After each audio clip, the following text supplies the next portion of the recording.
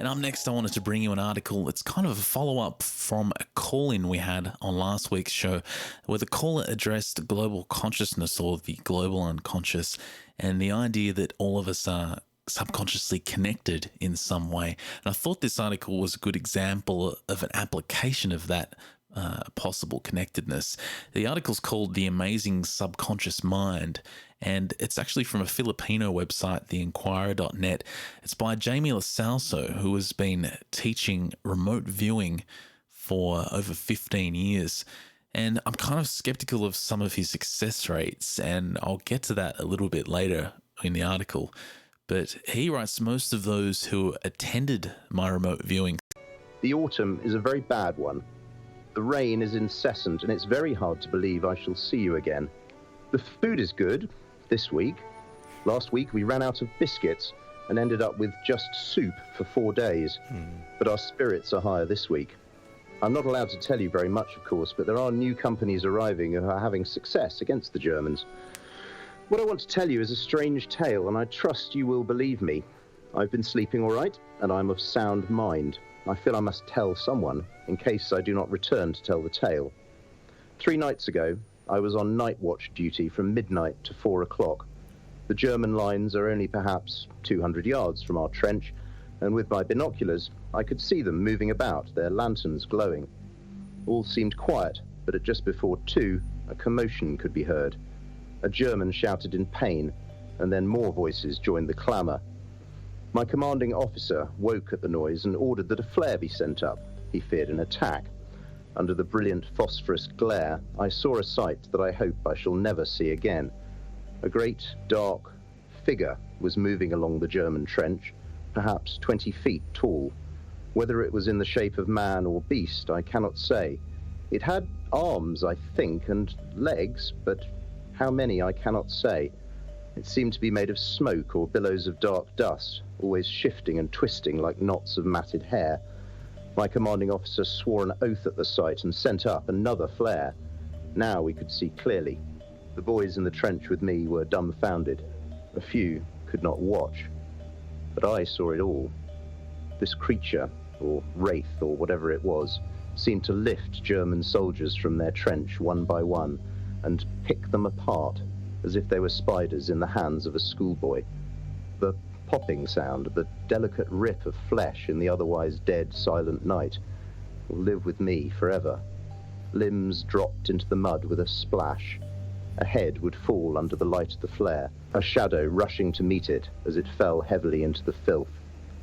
The beast was working methodically left to right, apparently clearing the entire trench, taking the torsos that had dismembered into its maw, where they slipped obscenely into the reeds of its darkness. It seemed to shrink and grow from time to time, never still, never one shape, always sliding indecently along the earth, ever moving, never still. But silent. Utterly silent it was. The only sounds the gurgles and screams of the German troops. I almost felt sorry for them. Were we to be next? Suddenly it all stopped. The shapeless thing lurched to the right, out of the light of our flares, and disappeared into the darkness. It was done. All that was left was the commotion of the Germans moving about in their trench, frantic cries and moans drifting across the damp air. We looked at each other, hardly believing what we'd seen. Our commanding officer ordered us to tell no one, and we have done as we've been told. I write this to you in the belief that someone should know what I saw, and in the hope that the regimental censors allow my words to reach England, even if they must remain secret for now. I send you all my love and hope, and pray that you never have to experience the sight I saw this last week. We fear very much that the creature might return. Does it know or care which side of the lines we're on? Does it have even a base intelligence? Is it of this world or another? I miss you all so very much, and although I'm due leave before Christmas, I think perhaps I shall not see you in England again. We hear such tales from the front. In hope, and with my most heartfelt sincerity, Alfred. Rock and roll. I gotta say, if I'm Alfred's parents, you go to the mailbox, a mailman delivers you a letter like, oh, we have a message from our son. I can't wait to read it. Hope everything is going well. And he sends him that. I think you gotta lie to your parents. Have to be creepy. You never send a nice The thing one. is, You gotta lie to your parents. Tell them everything is going great. the thing is, boys, you see, this letter never got to his parents. You see, it did end up in the hands of the regimental censor, and it ended up in the regimental archives until the end of the war. And then after the armistice was signed in 1918, it was deposited in the Imperial War Museum in London, and it's been under a Section H notice ever since then. That's kind of like the British military X-Files, effectively, and they're not open to anyone, even those of us, not just any researcher, but even to those of us working for the government until 100 years later. So, this is early days. But I have found two other things which just support this very briefly. One is I've got a colleague in Berlin in the German military who's doing something similar with the Reichsarchive in Berlin. Oh, man, that's got to be fucking complicated and weird. Well, that's right. We're all friends in Europe now, of course. Let's go with this whole drawer is just filled with human teeth. we even get on quite well with the Poles, actually. But here we go. He found a telegraph communication that the Germans sent, and it reads, do you want to do it in German, or should I just do the translation? Do the translation, right? Well, let's hear a little bit in German first, and then give us the translation. Okay. Donnerstagabend. Ein Monster überkam uns. Es gibt keine Überlebenden. Haben die Briten eine neue Waffe? Schreckliche Zensen spielten sich ab. Nicht einmal Körperteile lassen sich zusammenfinden. Wenig bleibt den Männern. Wir warten. Kissel, please put your hands down. All right, Mr. Sergeant Goldenthroat. Now do it in a human language. Yeah, that translates as follows. This is word for word. It comes across as this. Thursday night, a monster visited us. No survivors. Do the British have some new weapon? Terrible scenes. We cannot even gather the body parts. Little remains of the men. We await the dawn. Cool. So that's one thing. So that kind of confirms that there was some serious shit going down. What a stressful day. What a stressful day when you can't even gather all the body parts. I know. There's so many body parts. And the Nazis were so organized. Yeah, wow. Yeah. These weren't Nazis. This is 30 years earlier. They're the free baby Nazis. They're the Muppet Babies version of the Nazis. Baby Nazis. Baby Nazis. That's well, Hitler was in there somewhere, but still. Anyway, I visited the little museum. Just this last little thing. I visited the museum near where this incident was reported, and it's like a little municipal French museum, and it's got loads of exhibits about the Great War and tanks and the Battle of the Somme and so on. But upstairs, there's a kind of little older history corner, and I found this woodcut sitting in a corner, little picture, very, very bizarre, almost kind of psychedelic swirls in the form of some creature, maybe a man, maybe an animal. It's not clear. The text, I won't do my best late medieval French on you, but it's 16th century, I think. The French translates as follows. It says, "Drawn from life, a horror visited the village this spring. It took the children. We abandon the village today. Pray no one ever returns. The dead are walking here. Only the dead will inhabit this land." And the last bit of this story is that Private Lewis, from whom we heard there, he did indeed never see England again. His service record lists him as missing, presumed dead, on September the 22nd, which I think was only a couple of days after he wrote that letter. And there are no details, but his entire company met the same fate. No military action occurred at that part of the front line that night, and his precise fate remains unknown. That's interesting. It's almost like a Cadbury egg for this monster creature, but instead of having that really wonderful fake egg, gooey, sugary inside, they just had soup. Apparently, I would hate to kill somebody, gut them, and then next thing you know, 4 days worth of soup. Nothing on the inside you want. Only soup. I guess they must have run out of biscuits. That's what he was there for. You hear a lot about, paranormal activity happening during war, especially UFO activity, cryptic activity. It's like, obviously, this is some sort of, maybe collected energy energy that comes out of war. This wasn't the only paranormal thing to happen during World War I. There was always also the Angel of Mons that appeared during another Yes, Mons British... is where the pubic hair is.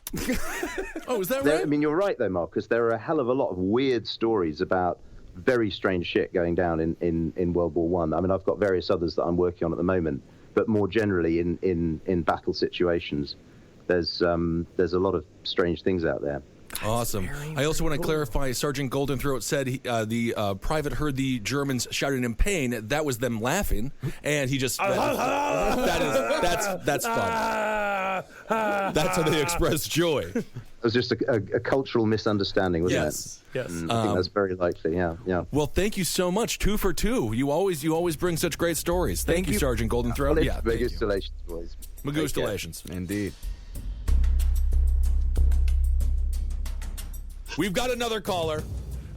This guy, he's amazing. He came to the live show in London both nights. So thank you so much for coming. His name is Neil, and he's got some incredible stories for you. He's handsome. He's got a Van Dyke on his face. Which sounds bad. I didn't realize that it's a conquistador look. Yes, it is a conquistador. Yes. Thanks for being here, Neil. That's great. Thank you for having me. So where does your story begin?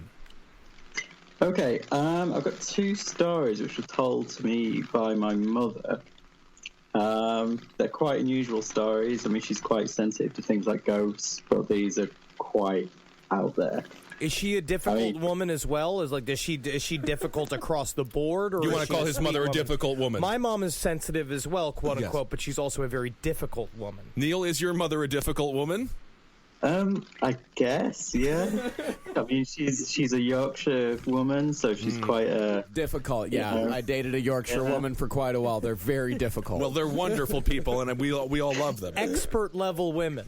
Yes. Yeah. So yeah, I mean, I totally believe that these things happened to her, although we just can't explain.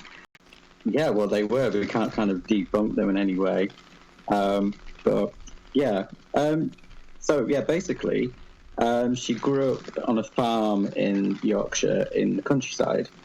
And when she was around 7 years old-ish, this was in the 1950s, she was playing outside next to a barn. And she looked up and she saw 2 giant, massive, gnarled, hairy, dirty hands coming over the top of the barn. And the barn's like house height. So massive. And then she saw this face coming up over the barn as well. And that was kind of really grotesque looking. And she looks back and she sees like the typical fairy tale troll face. And she sees it coming over the top. She's frozen in fear. And she kind of sees it almost debating whether or not to actually climb up onto the barn.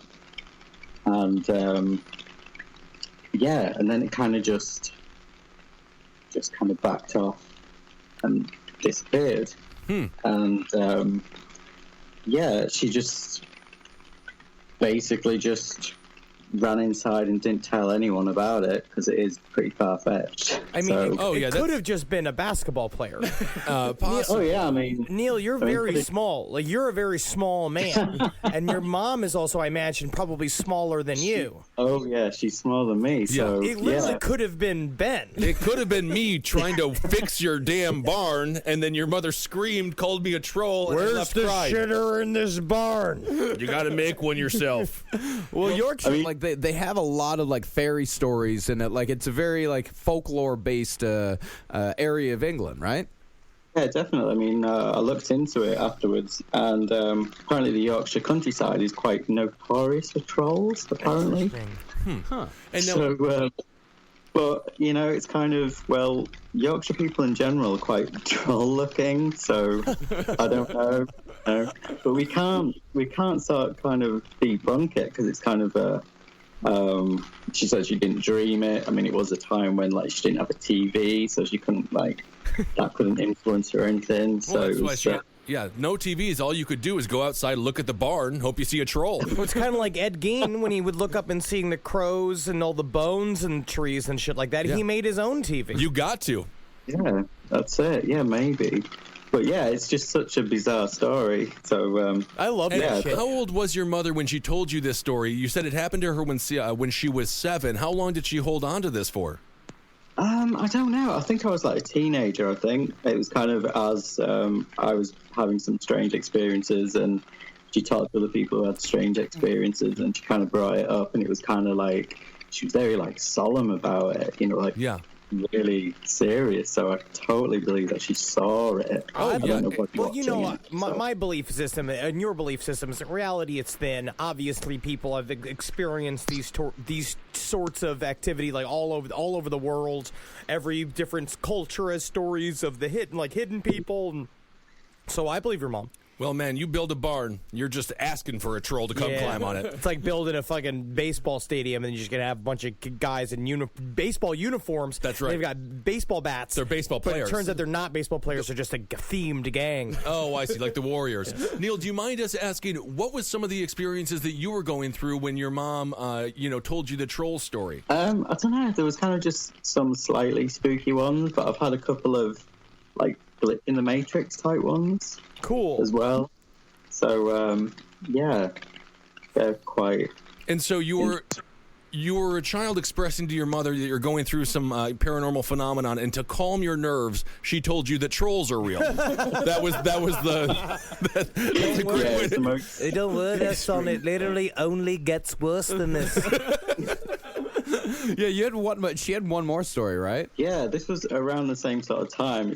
This is nuts as well. Her and some friends were playing in a field, and they passed a really kind of crude-looking scarecrow, basically sticks with a hat and a coat on it. And they kind of got away, and they were probably 40, 50 feet away from it. And they heard something, like her and her friends. I don't know how many friends were there, maybe about 5. And they looked, and the scarecrow started running towards them. Weird. And they all saw it, and they all just ran and kind of didn't mention it again. But it was, again, trying to kind of debunk this, and it was like, she said it was literally a stick figure, and how it was running was like on the 2 kind of sticks that were kind of its legs, so it was kind of just sort of tottering towards them, at fast speed. But again, it's utterly bizarre. It's like, I can't really shit. It was just, obviously there's no one around. It was just flat fields. I wonder if, like, at some point your mom's friends were like, spooky shit only happens when we hang out with you. Right. Yeah, I feel like this is so sad for the scarecrow and the troll. It seems like they just wanted to have friends. You always sympathize with the monster. Because they just want friends. He's a scarecrow. He's hanging out with crows all day. Or no, not even, because he's... Will you please just give us a hug? Just give a scarecrow a hug. Give us a hug. Shake hands with a troll and hug a scarecrow. I'm filled with insects. Well, that's not good. All right, we got to get on to our next caller. Thank you so much for calling in, man. Great, thanks for having me. Hell yeah, dude. Hail Satan. Good to see you. We'll see you soon, dude. Today's sponsor for Last Podcast on the Left is MeUndies.com. Picture a world where putting on a new pair of underwear isn't just fresh. You're stepping into a better day. Think about this. Underwear is the first thing you put on and the last thing you take off. Why would you settle for anything less than the best feeling underwear on the planet? I gotta admit, they sent me a few pairs a few days ago. I've been wearing them. I've been walking around town. I've been working. I've been hanging out at the house. Yeah, they're amazing. I know this doesn't make any sense, but it feels like my genitals are floating in space, but in the best way possible. And you could just hang out wearing MeUndies. Like, they've actually replaced my pajamas. I just wear the MeUndies, and I just hang out at the house. It's like you're naked, but your junk isn't exposed to the elements at all. They're pretty fantastic. Try them on, and if they aren't the most comfortable, best-feeling undies you've ever had, they'll refund you and let you keep the first pair for free.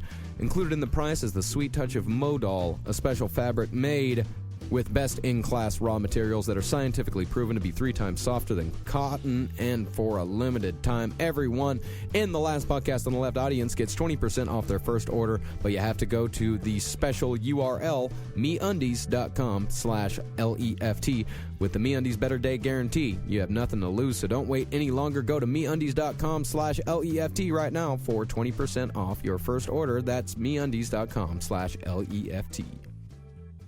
Okay, we got another caller. This guy is Trevor Smith. He worked at Area 51. Henry, how aroused are you? "Quote unquote Trevor Smith." Uh-oh. I am incredibly interested, of course. I know some people that worked for NASA.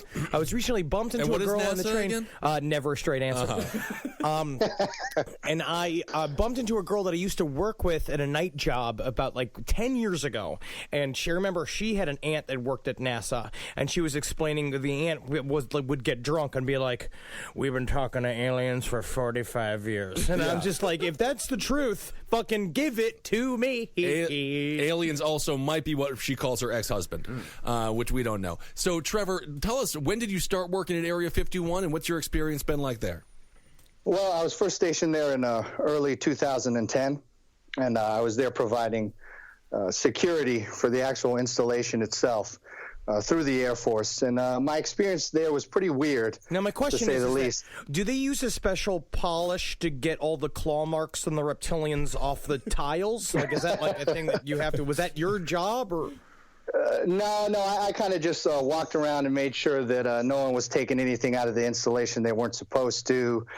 Nobody had their cell phones out. No one was taking any pictures, any recordings, anything like that. Just making sure everyone was staying on task. Okay. Now, my question is, when you say the installation, is that a specific part of Area 51, or is that just like literally like the main underground level, or like what? Area 51 is the entire, obviously, area, but the installation is the installation that is located underneath Groom Lake. Okay. So when you refer to the installation on Area 51, that's the installation that's responsible for the development of new technologies. They call it the installation. It's right underneath Groom Lake. Oh, cool. I'm really glad they don't call it like Wonka's Factory. They always have, you said Paradise Ranch. There's like so many different names where it's like, Silly Town, USA, where it's where we may have all these new penis extenders. And it's very top secret. The installation is horrifying, though.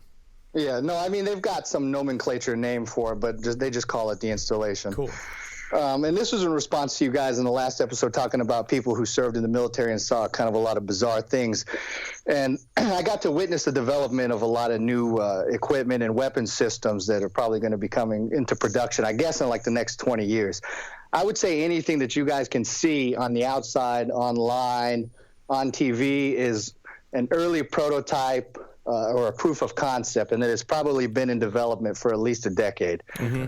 So one of the coolest things that I saw when I was there was called the Beowulf armor, which is basically like, I would liken it to like an exoskeleton or a large suit that a pilot would get into. And it's about 10 feet tall. And of course, I'm not an engineer, so I don't really know how any of this stuff works. Cool. But it's about 10 feet tall. And the pilot gets on a little step ladder. The front chest piece kind of opens up. The pilot steps in it, turns around, steps in it. The chest piece closes down and kind of screw the helmet on. So the helmet, like, you can't move your neck or anything like that. He's got like a 360-degree camera in there. Cool. Yeah, and it's strong as fuck. Yeah, you can. I mean, they had like those heavy punching bags that are like 100 pounds, 150 pounds. They would have a bunch of those lined up, and the pilot in the Beowulf would just go up to him and just grab him and like rip him in half. That's awesome. So awesome. Yeah, to test his grip strength. Fuck yes. And it can lift cars. I saw one incident where the pilot was lifting a car. He got down kind of on one knee, put one arm underneath the car, and put the other arm kind of on the side of the passenger door, and stood up and lifted the entire car. And it was like an Isuzu Rodeo or some little SUV. Lifted it up, and then he kind of went to put the other arm underneath the car and lifted over his head, and he kind of dropped it. So they ended the experiment right there. Yes. But yeah, it's capable of lifting a car well above its head. I know for a fact because I was out at the range when they were testing the armor that I guess covers the Beowulf, and they were shooting at it with 50 cals. it can take like direct fire from a 50 cal indefinitely. I mean, it wasn't getting through it at all. If I could get one of these suits, I would never have to fuck ever again. I would just walk around in the suit all day long feeling just confident and fulfilled. Oh, it's pretty rad. But I should say there's levels to the installation. From what I know, there's about 15 levels. So I was cleared to go down to level 5. And when I was there, the highest rank I achieved was O2, or first lieutenant. And if you want to go down below those levels, you need special clearance. Or if you're actually commissioned or enlisted in the military, you need to be at least on the officer side of things, an O3 or above, a captain or above. No, there's a lot there are a lot of private guys in there too, like a lot of like Blackwater kind of guys walking around too, the contractors in there. Yeah, but that's a cover for just government agencies. I mean, the people who get flown in from the airport, the kind of outer perimeter, the guards, the dudes who roll around in the white SUVs, you'll see them if you drive up close to Area 51. Yeah, the guys that stop you from taking pictures. The guys that like show up on the YouTube videos. The fat kind of scrubs. I mean, they're just contractors, but they're part of a government agency, the DOD. I'm not exactly sure which one, but they'll call them contractors. Right. But yeah, so I was only cleared for up to level 5. So there's a whole bunch of other stuff going on there that I really have no idea about. No, well, it's interesting because I know the private company out of Boston Dynamics, they've been creating a lot of these works and a lot of the robotics in the private sector. Is there any idea or any information that they gave you regarding when they're actually going to start putting these to use, when they're actually going to start having these war machines come out and fight? No, absolutely not. The only thing I could tell you, like I said, I was basically a glorified internal security guard. So, I mean, I don't know how long a lot of this has been in development. I know that I asked, and the Beowulf has been kind of in the developmental phase for like 20 years or something. Oh. And I can give you a point of reference. Those helicopters they use in the Bin Laden raid, those have been in development or in use for like the past 40 years. I mean, they're nothing new at all. Right. We've had the technology for that for a long time. And even when they did the raid, it was still highly classified, but the thing had been around for a long time. So, yeah, I'm not sure. I mean, you can go online and look and see where they're, developing these kind of exoskeletons, and they're kind of small. I would guess it's just like a proof of concept, and they're, able to show the public. But the thing I saw was much further along. And one thing I wrote about, which was pretty badass, or at least I thought it was cool, was they have kind of like this crowd control device, which is basically like a huge baton that the Beowulf actually grabs. And I guess it's electrified or uses plasma. I couldn't exactly tell. But this thing can just wreck shop. I mean, they turn it on and kind of use it like a bat or, a beating stick, and it can just destroy cars. It can go through concrete walls. It can go through steel. Yeah, I'm not exactly sure what you would use. I was thinking that you could probably, use it to stop a car from advancing or something like that. So maybe you'd get out there, a guy with this thing, and just, if a car was driving at an embassy or something, you just whack it with the stick. I just love that people in Arkansas think that they can take their rifles and fight the government if they have to. No way. And I'll tell you this, guys, there's a lot of levels of security to actually getting into Area 51, let alone the installation. So those guys that get on the border, they're still like, I don't know, a mile or 2 mile, I'd estimate, from actually breaching the real installation. Right. No, we've heard rumors about Area 51. Of course, the big question is going to be: are there flying saucers there? Is there wrecked footage? The wreckage from Roswell, is it there? My question is like, I feel like, of course, it's not there because they're going to hide it in plain sight. Like literally, it's going to be like sitting out front. It's like the statue in front of the Roswell UFO Museum is literally the saucer that they found, and they're like, we could just keep it outside, nobody gives a shit. Yeah, no doubt. Well, I saw some pretty interesting aircraft that were in development, but one thing I could say that you guys have touched on a lot recently is how much the government loves disinformation. Yeah. They have entire sectors of Area 51 that are dedicated to just going out there and spreading disinformation. When you say disinformation, in what forms are they coming out and they're saying that aliens exist? Do you feel like this whole alien thing is just a smokescreen for what the military is actually developing themselves? Exactly. They'd rather you think that there's aliens running around in UFOs than for you to actually, hone in on any type of aircraft that they're developing. So the kookier things get, the less likely the general public is to actually believe it. Right. And that's good for them because they don't want you really focusing in. If the public thinks Area 51 is just some Air Force, base, then all the better. Now, my question is, so- one more question for me is, what is the weirdest story that you had heard while you were working there? Did anybody talk, or was it like, I imagine the people that are hired to work in Area 51 are genuinely closed mouth people. It's kind of the idea, right? Is that you have people that don't gossip. Oh, absolutely. Just by their nature, they recruit people that know how to keep their mouth shut. I mean, if you don't, you could get sued. You could get life in prison. Right. You could disappear. The weirdest thing I know of is that there are people that breach the kind of outer perimeters of Area 51 and get by those, general contractor security guards, and those people just disappear. Yeah. I don't know where they go. I was there during the apprehension of a few people that got a little too close to the installation. You take them into custody. You go down to level 5. You drop them off, and they're handed off to a kind of a superior officer, and that's the last that I hear or see of them. Are there any rumors that go around, like what happens to these people? I mean, it seems truly horrific. Lord knows they're not in a great situation. Yeah, I've heard anything from, the basic, they're just forced to sign a contract that says if they say anything, it's life in prison, probably locked up somewhere, Fort Knox, to the crazy where they're, killed. Yeah. What if they take those guys and they make them fucking pilots and experiment in all the new technology? Yeah, we heard about, maybe they get experimented on, but we're not sure. But I would say there was a couple other things I got to see when I was there that I wrote you guys about. One of which I thought was cool is that the president's limos get outfitted with all sorts of things at Area 51. And one of the things I saw and I got to see as they were testing it, which I thought was pretty righteous, but also really creepy, is this sort of, I guess, crowd control device that if too many people were to approach the president's limo or if it was under threat, it kind of disperses this gas, which from my understanding was halon, which displaces the oxygen in the area or something like that. Whoa. And so basically anyone in the immediate vicinity of the president's limo, and the president's limo is sealed, so he's safe in there, it would disperse this gas and just kill everyone around the limo. Fuck yeah. Wow. That's like Kissel after he's drinking all night. Yeah, that's a good. I like that. Yeah, it was pretty heavy. I thought it was interesting, and then I thought it was deeply disturbing because it made me realize, like, if there's a crowd of people around, and then there's one hostile. I mean, if they hit this gas, they're just going to kill everyone. Well, sticking with it being creepy and disturbing, I just want to, do you have any insight on when do you think this technology is actually going to come? Again, like I said previously, but now with all the riots happening, the police state is stronger than ever before. Was there any indication of when the military would feel comfortable releasing this kind of technology?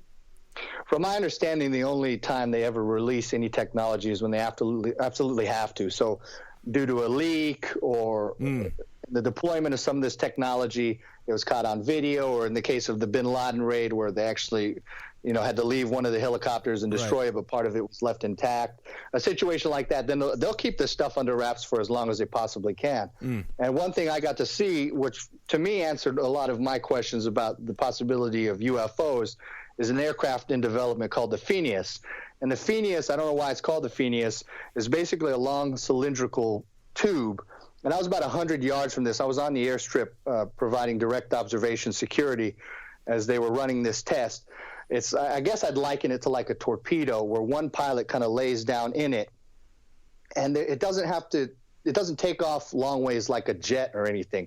The Phineas can basically, the pilot gets in it and it immediately just jumps up into the air from where it was. It kind of sits back, shoots directly up into the air. It can go in any direction. It can stop on a dime. It can go up. It can go down. I have no idea how the propulsion system works for anything like that. But it was probably the most radical thing I had ever seen. I mean, it can go low to the ground. It can go straight up. It can ISIS spin. has got to be scared. I hope it seems like they should be. Yeah. Scared. Yeah. Speaking of being one thing I wanted to touch on was I did have a disturbing, I guess,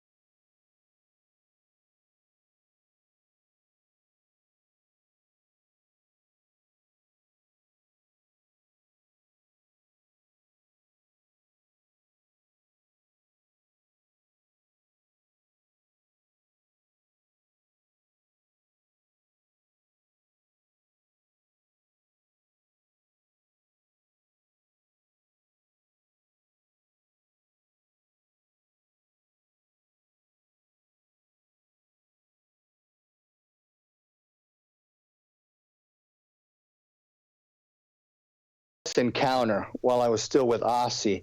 And this was actually in 2013. See, I was stationed at Area 51 from 2010 to 2012. And so after that, I continued to work for OSSI until later I exited the military. And I went on an intelligence gathering operation that was actually took place in the country. It was close to the Great Basin National Parks in Nevada. And while I was supposed to collect human intelligence, which is actually visually observe and record a group of people who are of a specific interest to the government. So they may or may not be, hostile to the United States, possibly a terrorist cell. We weren't really sure. We weren't given a ton of information. So I went out there in a small team of 4 guys. And it was about, I'd have to say, maybe 03. So it was probably about 3 a.m. when we went out there. We hiked into the South Snake Mountains and eventually got to the grid location where these individuals were supposed to be. And out there, kind of on a field, were these 2 sheds, which you'd find at like a Home Depot or something. You know those quick to set up sheds? Mm-hmm. Yeah. And there was 2 of them kind of connected to each other, like someone had cut the back off of one and made kind of like a little corridor going to the other one, and there was some tarps surrounding that. And we were able to see a few individuals going in and out of there. And we were maybe, I don't know, 200 meters away. And we recorded this, and we decided to move a little closer. And I was separated from 2 of the individuals in my group. So we moved about 50 to 60 meters closer so we could get a better view of things. And this was just my experience. I'm not telling anyone what happened. I'm just saying what I saw and what I experienced. As we were recording them, there was a kind of a high-frequency tone emitted, like a really loud, dog whistle. And there was a big flash of kind of white light, like someone threw a flashbang or something inside the sheds. We could see that, and it killed all our electronics.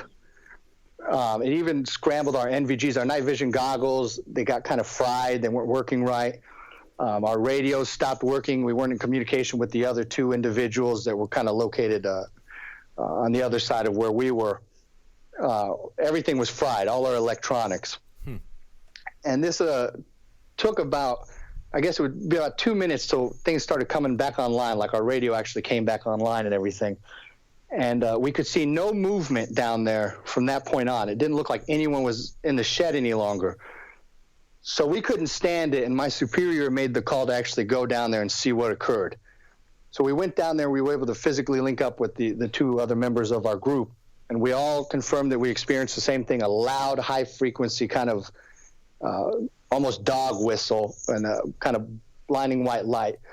We entered the structure. It was on a kind of cheap concrete foundation, which is important because in the first shed, there was a bunch of maps of U.S. cities set up, and then there were some other cities on there, Paris, Rome, Cairo, Tokyo, along with a bunch of grid coordinates and a bunch of tarps, and then there was a couple tables. Nothing else in the first shed. We walked through the little corridor into the second shed, and there was 4 steel chairs that were kind of drilled, fastened to the concrete foundation through the shed, that had chains fixed to each of the chairs, I guess where they would, keep someone chained up. I'm not really sure. And there was an entire case full of DVD covers where you would keep DVDs. We found no recording equipment of any kind, but there was a bunch of DVD covers. I guess they made a DVD. They would, put it in one of the covers and log it and date it. I don't know. A lot of the cases had dates on them. But the more bizarre thing is that no one was there. Wow, so you basically watched people like just disappear out of this shed. Right, and I wish there was some more interesting things in the shed. I don't know if they took stuff with them. I'm not. Yeah. All I can say is 100% certainty. All 4 of us, and we're professional individuals. We had like a combined total of 30 years military experience. And these were all straight guys. We all experienced the exact same phenomenon. We know for a fact that there were individuals at this location. We saw them go in and out, regular humanoid-looking people. All of our stuff was fried. We were recording it. That was fried. There was nothing on the recording device after that point. We all saw the same bright white light and the high frequency emission. Everyone was gone. And we don't know exactly what happened. Later, during our debriefing with our superiors, we were basically told to forget about the entire thing. Great. And you're like, oh, definitely. Yeah, no, not a problem there. Yeah, Certainly not no, gonna I think mean, about that led to me, exiting the military after a while. It was deeply disturbing. I'm positive of what I saw. It scared the shit out of me. I'm convinced there's a lot of weird stuff going on. Exactly. And, It's like, I'd rather just I'll just discover the joy of making pizza. Why not? Or, maybe I'll get into painting watercolors of pelicans and stuff like that. Trevor, I just going to ask, just lastly, what is, after your experience with the military, what frightens you the most right now? What keeps you awake at night? Is it terrorism? Is it the idea of a UFO? Or is it just what the U.S. government is currently doing in their black ops programs? It's a shadow government. I'm convinced there's a shadow government. Yeah. I think what does that mean? What does that mean to you? What do you, when you say shadow government? What is the? Can you let us visualize it a little bit in your perspective? Well, it's difficult for me to articulate it to you. All I can say is that as I moved through my career in the military, and as I got a higher security clearance, and as I was responsible for more things, being at Area 51, you almost felt this sort of resistance or this presence that was operating beside of you. Just people in and out that you had never seen before, levels that you should have access to, but you don't, communication with, filing reports for people that you don't know who they are. You have to fill out a report for your superiors, and then you have to fill out a subsequent report that goes you don't know where. People who disappear and are never heard from again, supervisors, lieutenant colonel who got into an altercation with someone at Area 51, never heard from him again, never saw him. Do you think that also, but I think that there's both insidious reasons for this and also stuff like they have to build paper trails for the money that they spend, right? So I think that's probably true, but I mean, there's definitely, I don't believe the president of the United States is the commander in chief. I don't believe he's in charge of anything. I don't believe Congress is in charge of anything. I don't know that that's a deliberate front. I just think that the buck sort of stops somewhere and is picked up by somebody else who actually gets to make certain calls. I'll give you an example. There's a little town outside of, and I always laugh, we always used to make fun of it, outside of Area 51 called Rachel. I don't know if you guys have heard of it. It's got a population of about 50. Half those people work for the government. Yeah, that's what I've heard. I've heard that there are towns where outside of Area 51 where it's like everybody who's there works for the government. They're like the people who like literally like work at the commissary at Area 51. They're like cooking the food and janitors and shit. They're all like living right outside of it. Well, it just goes to show, I work for the Office of Special Investigations for the Air Force. I had a top secret security clearance. I had that strange experience in the South Snake Mountains, and I was told to just never mention it again. So there's something going on that's above the heads of a lot of high-ranking people. I just don't know what it is. But, I'm scared shitless now, if that makes a difference. Well, yeah. All right. You know what? It does. It does. Yeah, it does. That's amazing. Well, I hope that that you do well in whatever harmless business you choose now. Yeah. And if the government's going to kill you, it'll kill us as well. Yeah.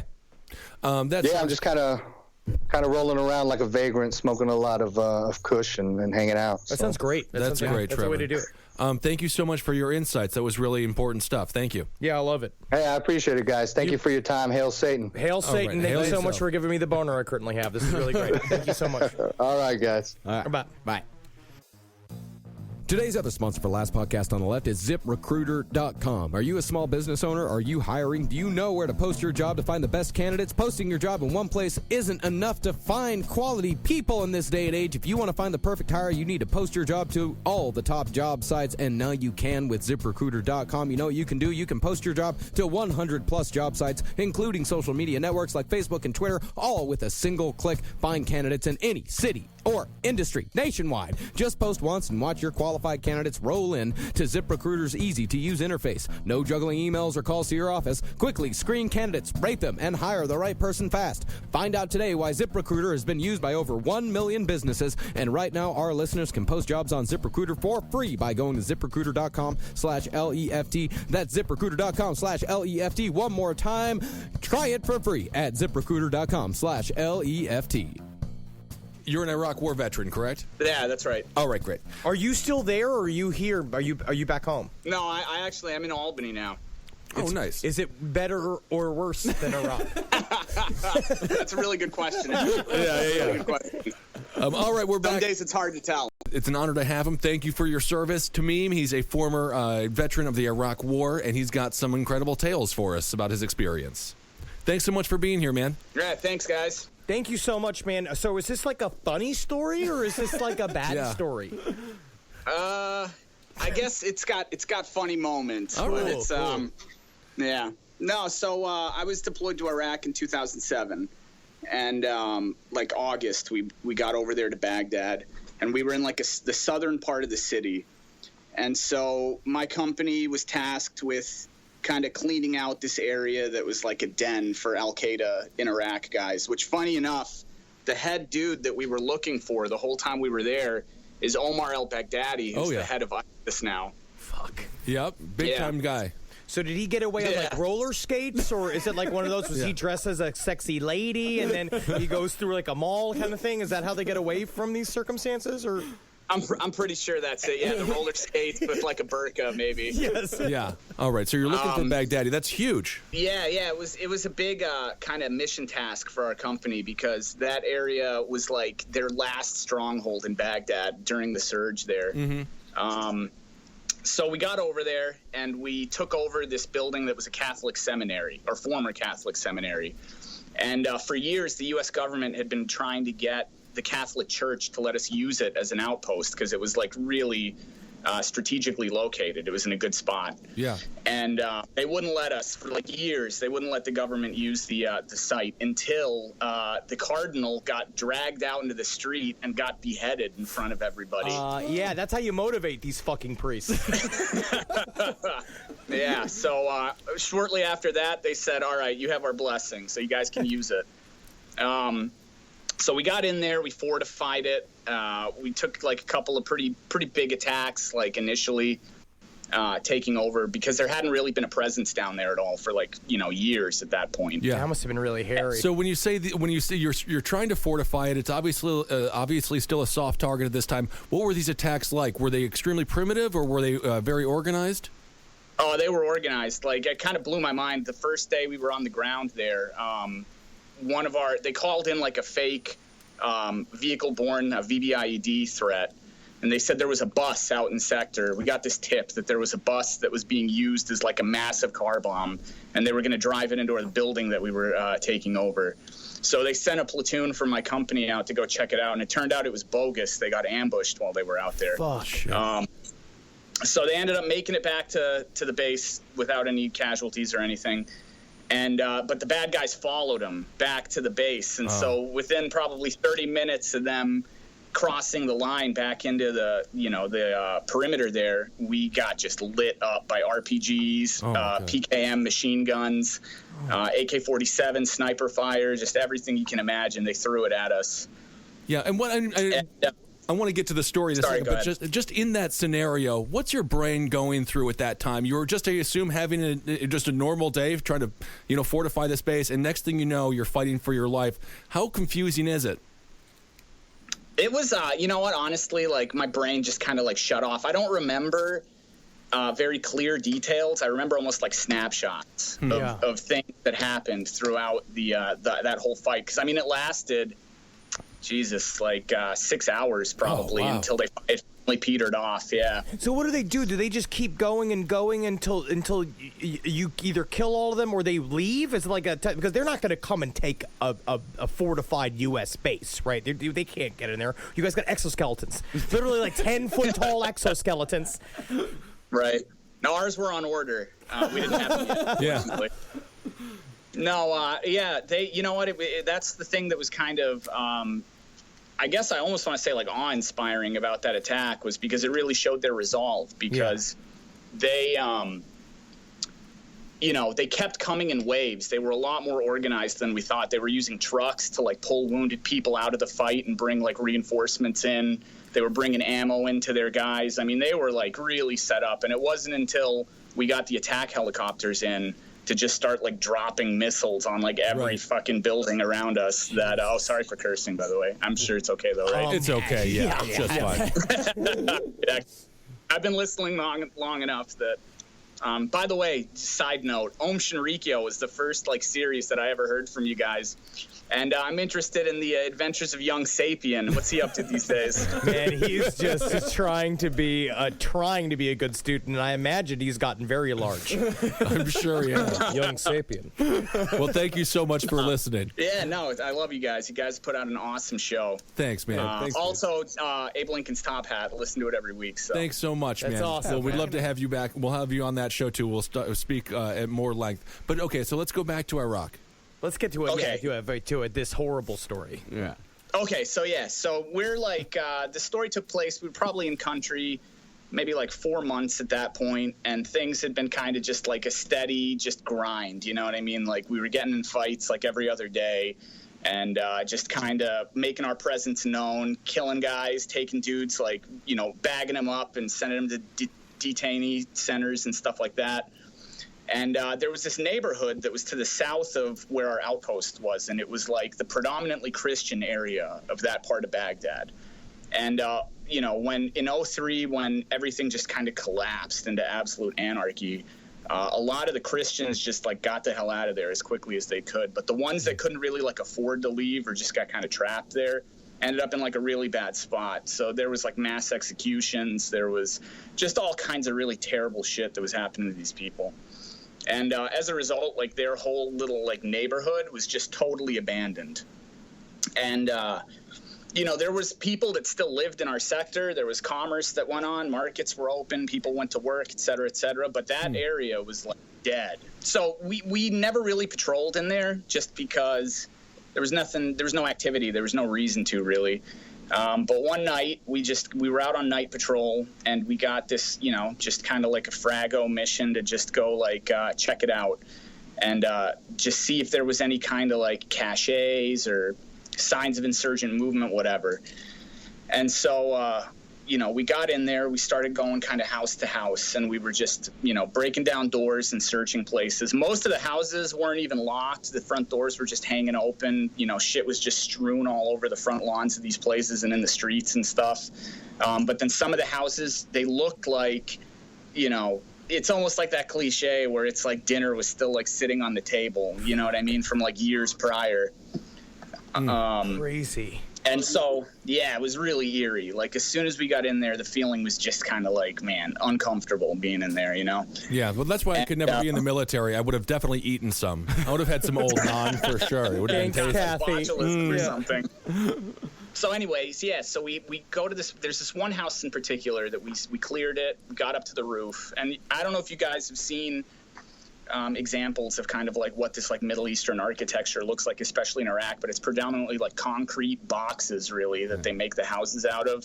And then they add on just like ad hoc like structures here and there, like little rooms made out of bricks, and so this house had like a brick kind of room that had been constructed on the roof of this house as like an additional, you know, whatever, storage area or something. At least that's what we thought it was initially. And so it had no windows, it had one door, and the door was like this sheet metal kind of thing, right? And it was locked, which was, you know, not a big deal, but it was locked from the inside, which was like kind of strange. And so I just kind of had this feeling like I just wanted to know what the fuck was in there, you know what I mean? Like, and my platoon sergeant even was like, just, you know, let's fucking go. Like, we don't need to know what's in there, but I just felt like I had to see it. And so we had like breaching tools that we would always carry. And I just went to town on this door, and I was just working it. Finally, I got it to pop off its hinges, and it kind of just like fell open, right? And the first thing that I noticed when this door popped open was the smell that came from inside of that room. And you know, it's like, it wasn't like a decay smell. It wasn't like a rotting smell. Because I mean, I've seen and smelled fucking dead bodies. I know, you know, I know what that smells like. This smelled like freshly dead people, like a butcher shop kind of, like just lots of like that heavy copper kind of like blood smell. Exactly. and it was pitch black inside. And so we put our nods down, the night vision goggles. We put the goggles down. We went in to start clearing this room, and it was like a hallway that kind of teed off at the end into there was like a T intersection with rooms on either side. And like as soon as you cross the threshold, this just like eerie, just uncomfortable feeling, you know what I mean? Like just kind of, just gross.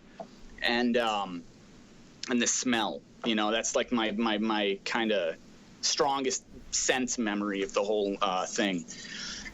And so anyway, we start clearing it, and we go down one side. On the right side, there was a room that had a metal bed frame, and it had wires that were attached to it that were attached to a car battery that was in the corner.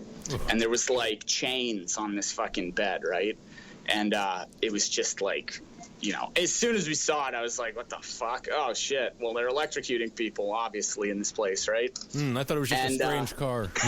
right. Yeah, the world's worst time machine. No, it was the first Tesla. Yeah, exactly. So then we checked the room on the left, and the room on the left had like a concrete floor. It had manacles that were kind of like coming out of that were like attached to the ground, and then there was like chains with manacles on the wall. God. And there was blood everywhere in this room. And did you find a small box that would appear? I mean, this is absolutely horrific. Yeah, it was pretty bad. And so the blood was just everywhere. And it was the weirdest thing was because this room had obviously been locked. You know what I mean? And the evidence from the neighborhood around it had kind of given us the idea that this had been an unoccupied area. Nobody'd been in there for probably months, if not years, up to that point, right? And this blood was basically like wet almost, still on the ground. So it's like, where the fuck did that come from? You know what I mean? And so, yeah, it was just super creepy. It put everybody's hackles up. As soon as we saw that, we were just like, let's get the hell out of here. And so we left, and I remember thinking that the strangest thing that bothers me to this day, the reason I still think about it, is because the door was locked from the inside with a padlock, but there was no way to get out of that room except for the door that was locked from the inside. Interesting. Oh my God, that's so creepy. God help us. Right? You know, So everybody's got a hobby. Yeah, maybe the bed frame really was a teleport device to another dimension. Just that just is so bizarre that you would find something, and so you know, of course, like here we find something like that, you're gonna call the police, but there you find it and you're just like, yeah, let's get the fuck out of here. Yeah, let's get the fuck out of here. Like, let's just leave this alone and never think about it ever again. Yeah, exactly. Let's go back to the base and just, like, you know, watch, I don't know. Everybody loves Raymond. Yeah, put on Adventure Time and just sit and watch it. So at that point, were you so desensitized to violence at that point, you just sort of took that in and you go back, and then when you finished your tour and you got a little time to reflect on your experience, I mean, how did you feel about what you experienced over there with a little reflection back here in the States? You know, I'm.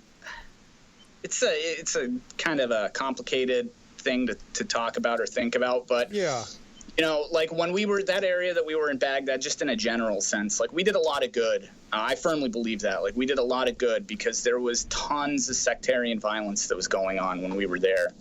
Sunnis were killing Shia like every day, wholesale.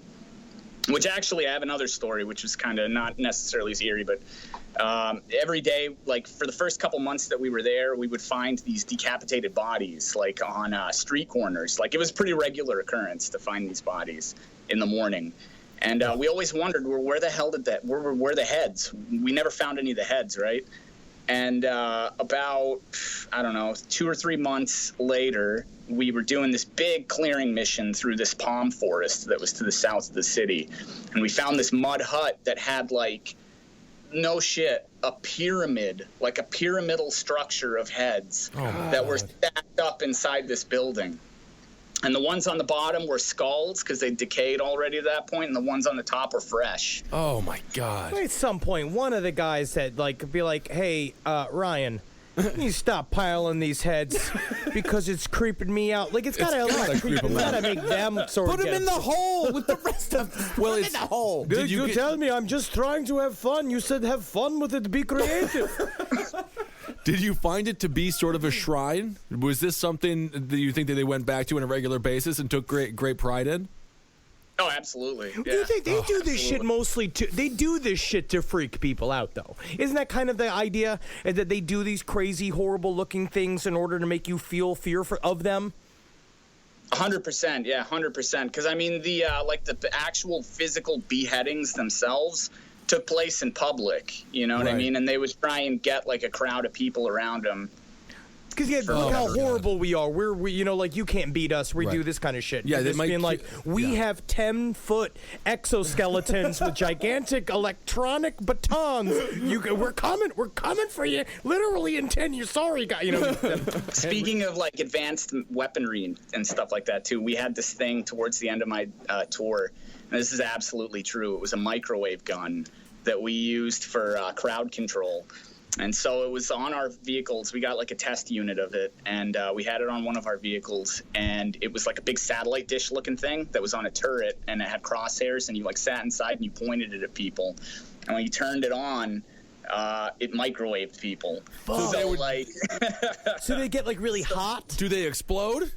No, they would just get this really terrible like burning sensation on their skin and like in their bodies, and so nobody was able to stand it for longer than a couple of seconds before they just ran away. Cool. Oh my God. Well, what? I can't wait for that to come to the streets of New York. I know. It's gonna be here soon. Well, thank you, man. I'm so glad you're safe and back, dude. Yeah, dude.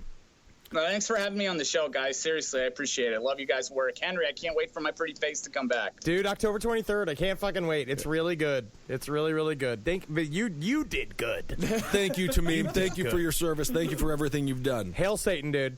Hail Satan. Woo! Hail yourself. Have fun in Albany.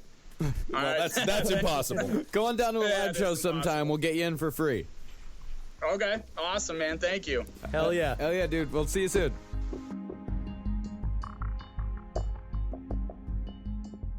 All right, so we got Seattle McMuttonberry. Mattenberry. I don't think it's a real name. Fake Seattle name. McMattenberry. Seattle on the phone.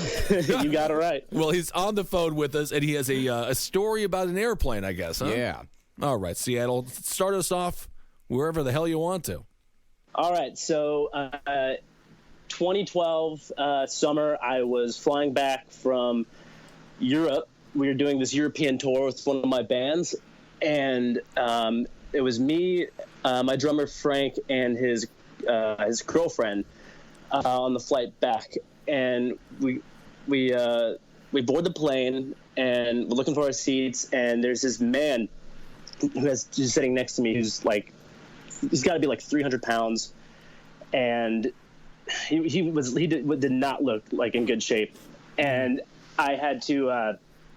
The seats were like in the middle of the plane, not like on near the other windows. So I actually I tried to wake him up to get to my seat, and he didn't respond. So I had to like go all the way around and like make these two old ladies get up to get to my seat. Oh yeah. But about halfway through the flight, he calls for a flight attendant, and he says, "Hey, I'm having trouble breathing. I'm a diabetic, and I haven't had my medicine." Oh God! Why would you get on a plane from fucking Europe without your shit? Yeah, I know, right? Yeah, and Is he this said he the world's most inconvenient suicide? So he hadn't taken it in like 24 hours, and so they brought him oxygen. They made an announcement that hey, if anyone on the flight is a doctor or a nurse. Who's got extra insulin? Which one of you? I see you, thin woman. Do you have extra insulin?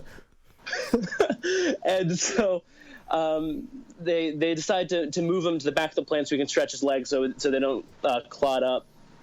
And this is a good move for you, Kissel, in the plane. I am going to do this. Yes. Yeah. But so about a half hour later, he comes back to his seat, and he didn't need help or anything. He was walking with his cane. He was fine, and sat down, and I asked him, like, "Hey, you feeling better? Is everything okay?" And he's like, "Yes, my son's a doctor, and he lives in Houston. I'm flying there, and I'll be fine." So I put my headphones in, and I'm watching a movie, and about 45 minutes after that, I just feel a cup drop and hit my foot. And I look over at him, and he's hunched over, just foam, white foam coming out of his mouth. Yeah.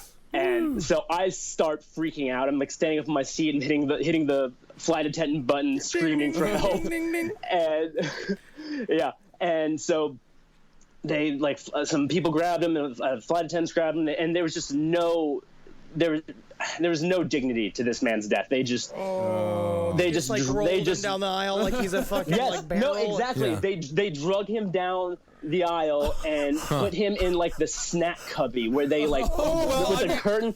They just drug him and put him in the snack cubby and just closed the curtain. I don't want to be insensitive here, but the man was a diabetic. He was morbidly obese. This is the proper burial in the sky snack cubby. Exactly, that's how they do it.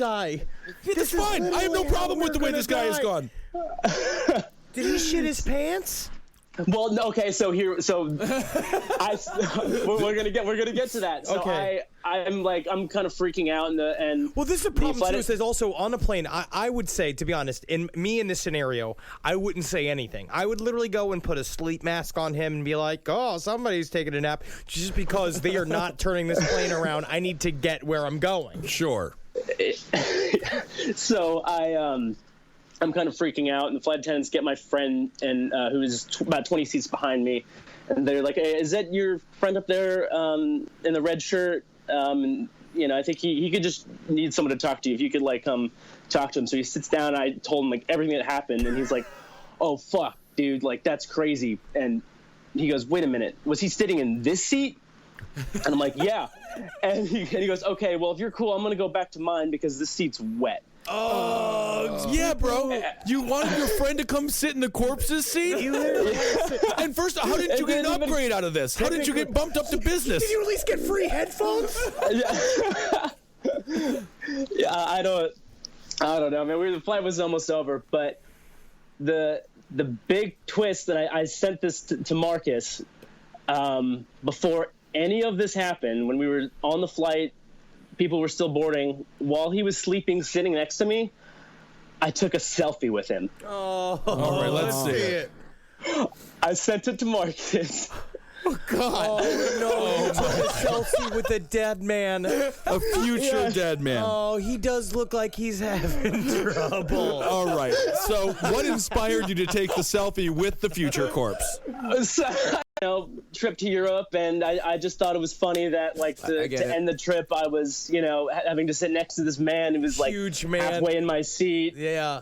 And so while I was sleeping, I just snapped a little selfie. Wow. So I have the last picture with this guy. No. So do we know first of all, did you get a free flight? Nope, I didn't get anything out of it. I just kind of nothing happened. Did they let him out of the snack cubby ever, or is he still there? I don't. So when my drummer and his girlfriend, when they were leaving, walking down the aisle, he peeked in, and to in the curtain to see if he was in there, and his shirt was open, and it was he was all blue, and oh my God. Yeah, we had to make an emergency landing. Did they put him on fucking the baggage claim? How do you? I don't know what you do with him. Yeah. Good Lord. Next again. There's got to be a corpse closet in all airports. There has to be. Every airport has to have some sort of protocol because people have to die on planes all the time. On planes. Yeah, one of the flight attendants talked to me. He said he'd been doing it for 15 years. He said that was the 6th time that's happened. Really? Yeah. I'm horrified. Since he'd been a flight attendant, yeah. I'm going to die on a plane. I know I am. Well, it just seems very accurate. If you got diabetes, you're done. Wow, well, what a great story. Thank you so much for sharing it. That is great. I don't think it was wrong of you to take that selfie. You didn't know he was going to die. You're being an investigative journalist. Yeah, that's technically you're just in the moment. That's it. Man. Well, thanks for having me on, you guys. Thank you for saying that horrible story. That's great, man. Thank you for calling. Yeah. Can I do a little a plug for my band? Yeah, sure. I was actually going to ask. Oh, thanks, man. Yeah, so I'm in this. I'm sure there's a lot of grindcore and death metal fans out there who listen to last podcast. Geifus, and I'm in a band called Cryptic Void. You can go to crypticvoid.bandcamp to check us out. It's just kind of old school grindcore, death metal influence. We're actually coming to doing a whole European tour next year, sometime in the summer. Still figuring out those dates. And yeah, you guys should check it out. Hell yeah, dude. We'll check that out. That sounds great, man. People will. I will say, if you are on a seat next to Seattle, move because you'll die. You're going to die. You're the cursed one, I think. Yeah, my bandmates were making jokes, like telling me that I have to ride a Greyhound next time we do a tour. I can't. And I'm not allowed to ride. I'm not allowed to be in the van. Oh, yeah, anymore.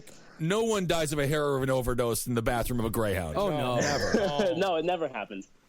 Thank you so much, buddy. Hail Satan. Hail Satan. Thanks, guys. Hell yourself, buddy. Thank you.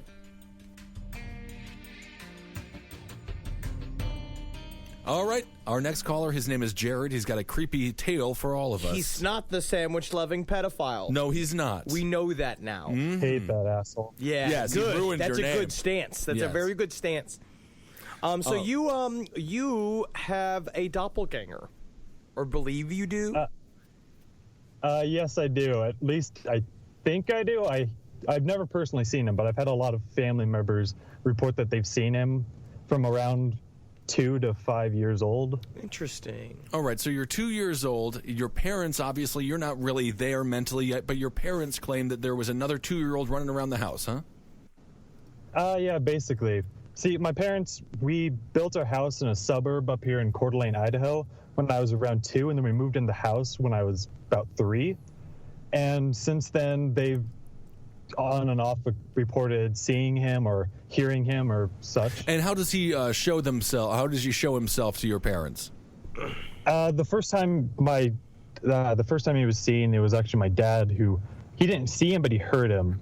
When I was little, I had a room directly next door to their room, and because the house wasn't completely finished, the bathroom closest to me wasn't done, but theirs was. So every once in a while, being kind of afraid of the house because the house has always been a little creepy to me in a sense, like very oppressive almost, I would run through their room into their bathroom to use it.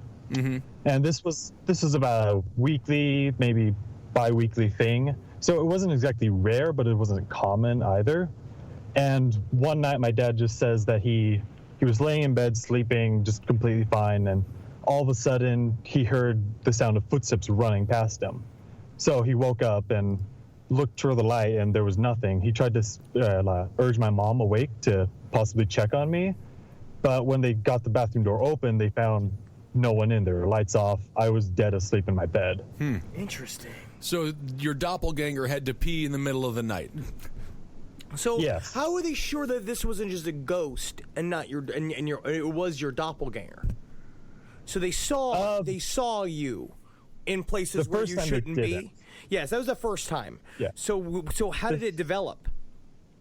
The second time was maybe about a year later. My mom, I had an early bedtime because I was a little kid, obviously. And since my room was right next door to theirs, my mom would often have to walk past my room to get to bed. And so she would often just look over, just make sure I was asleep, everything was okay. And one night she's walking through the hall into her room, and she turns her head, and just for a brief second, she recognizes that I'm standing right by the bedpost, fully dressed, fully awake, just staring straight at her. She doesn't realize it, of course, so she just looks over to her room, and then freaking out because it's the middle of the night, I shouldn't be awake, I should be in bed. She turns her head, I'm fast asleep, completely in my pajamas, asleep in the bed. Interesting. I actually feel like that's kind of instead of a ghosty thing, it's more of a glitch in the Matrix type thing. It seems to be she's like creating you. It's probably because they were new parents, right? Did you have brothers and sisters before that? Do you have older? No, I'm the only child. So I wonder. Or not an only child, I'm one younger. You have one younger. So I feel like, Yeah. I imagine, to be honest, well, I don't know anything about raising children, and probably will never know. But I think that what could have happened is that they're literally overwhelmed with having a new child, and literally they're seeing you everywhere. And it's like reality's thin, right? So they're literally putting you in places. Unless there's a common occurrence in your family, has this happened to anybody else? It's happened to my grandmother, actually. This was probably, I'd say, less than a year later. Often during the weekends, my parents would take me out and just hang with their friends and whatever. Their friends had kids my age. I was out of the house most weekends. But we always left the house doors unlocked, so often my grandparents would come by to check on the house, just make sure everything's okay. One day, my grandma is driving past the house, and she looks into the window and just sees me just standing there with the curtains pulled around me. I'm just standing there looking out the window, looking at her. So obviously she's kind of like freaked out, like, why am I home alone? I'm about 4. I shouldn't be left alone at home. And so she parks, walks up to the door, opens it, searches the entire house. I'm gone. She calls my parents. I'm with them about 50 miles away. Wow. So you're never alone. Did you ever try to speak to your doppelganger? I've never personally seen it, but I have kind of felt its presence almost. A lot of the time when I was growing up in the house, I would always feel like something was watching me, or I was never alone in a room. And a couple times, like, I've been inside one room, and then I leave for a couple minutes, and I come back, and things are moved around. Or in one particular case, we had a tub full of Legos that was just sitting in the middle of the floor. No way it could, like, have been moved or anything like that. I leave, and I hear the sound of it crashing over onto its side. All right. Actually, do you know anything about the concept of doppelgangers, Marcus? Have you read any? Like, I know it is a lot of times it's labeled under glitches in the Matrix / ghosts, like weird reality occurrences. I mean, not really. I mean, really, like doppelgangers and things like that. That's more like old school folklore, type of stuff. Yeah, there isn't. It's not really anything that's in like the current paranormal community that really gets into doppelgangers hardcore. And there's a great book called The Double that's about that too. That's very, very good. Well, that's great. So, Jared, any other stories you want to share with us? Not any ones that spring to mind. Like I said, it's just rare occurrences. Around the time that my brother was born, every single sighting of him just disappeared. Yeah, I wonder if that's just 'cause you're getting older, and I think kids obviously they attract more paranormal activity and they give off more energy because literally their brains are growing, so they're like little fountains of energy. Could be. Well, either way, if he was anything like you, he was an adorable doppelganger. What a doppelganger he was. Yes, His name is Diraj, which is Jared backwards. And the evil Jared would have been happy to have seen the 2 young boys running around his sex den rather than just See, I think he's probably the good Jared. I feel like I'm more the evil Jared. So you're a murderer. I can't say that. Thank you. That's good. Let's not say smart, that. good stance. That's what you do. Well, thank you so much for calling, Jared. We really appreciate it. Yeah, thank you for having me. Hail, sweet Satan, buddy. Hail yourself. Hail Satan. Hail Satan. Right. And what last podcast on the left episode would be complete without a word from adamandeve.com. Go to adamandeve.com, and for a limited time only, you'll get 50% off just about any item. When you select your one item at 50% off, you'll also receive 3 free adult DVDs plus a free mystery gift. And to top it all off, they'll even throw in free shipping on your entire order. adamandeve.com. Use the code LEFT at checkout. That's LEFT at adamandeve.com. Use LEFT at adamandeve.com. The next caller is Olivia. Her mother was almost a victim of a very famous serial killer. Is that correct? Olivia is with us. All right. So, Charles Cullen, he was a nurse who was a serial killer in the area where I grew up, and I live now, and not a lot of people know about him, which is kind of scary in my opinion, because they get that kind of helped cover it up. Cool. What he was doing. And my grandfather, when he was really sick, and he was in the Somerset ICU, and the doctor, I believe, gave him about a 20% chance of surviving. So Charles Cullen, who claimed to be an angel of mercy, we believe that he kind of fit like the profile exactly. And like long story short, my grandfather, when he was in the step-down unit, so after his recovery, in the same hospital where Charles Cullen was killing, and he put on the TV, and they basically found out right then that Charles Cullen was charged with murdering a whole bunch of people while he was the nurse, and he pointed to the TV and said, that's the man that tried to kill me. Whoa. So how did he stop him from killing him? Well, I believe my mom was kind of responsible for why my grandfather is still here today, because she got special orders from her doctor to stay over in the ICU overnight, which you're not supposed to do. and she was with him all the time. And Charles Cullen was responsible for kind of spiking all the IV bags. And That's what I heard. Yeah, because he would come in the night while the person was asleep and essentially inject bad shit into the, or like, give the, they were saying like it's overdosing them essentially. Insulin mostly. Yeah, and my grandfather was in there for pancreatitis, and he did kind of have like ups and downs and a lot of really bad episodes in the hospital, which when I read about Charles Cullen, a lot of his other victims, they had that kind of spiking up and down and overdosing on insulin. So how many years did this guy operate for? I know usually these nurse serial killers, it's extremely difficult for them to be caught. You need such a huge amount.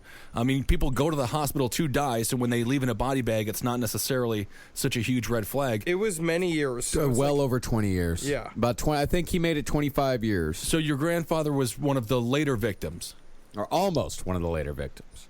Yeah, he was in the hospital. The Somerset Hospital was where he was caught, and he was still in the hospital while he was charged. It's horrifying. Do you give any credence to this idea that the serial killer himself did think he was doing good? Yeah, I believe that he liked to play God. He was really religious from what I know, and even when he was in prison, he donated an organ, so he was still kind of playing with like people's difference between life and death. Cool.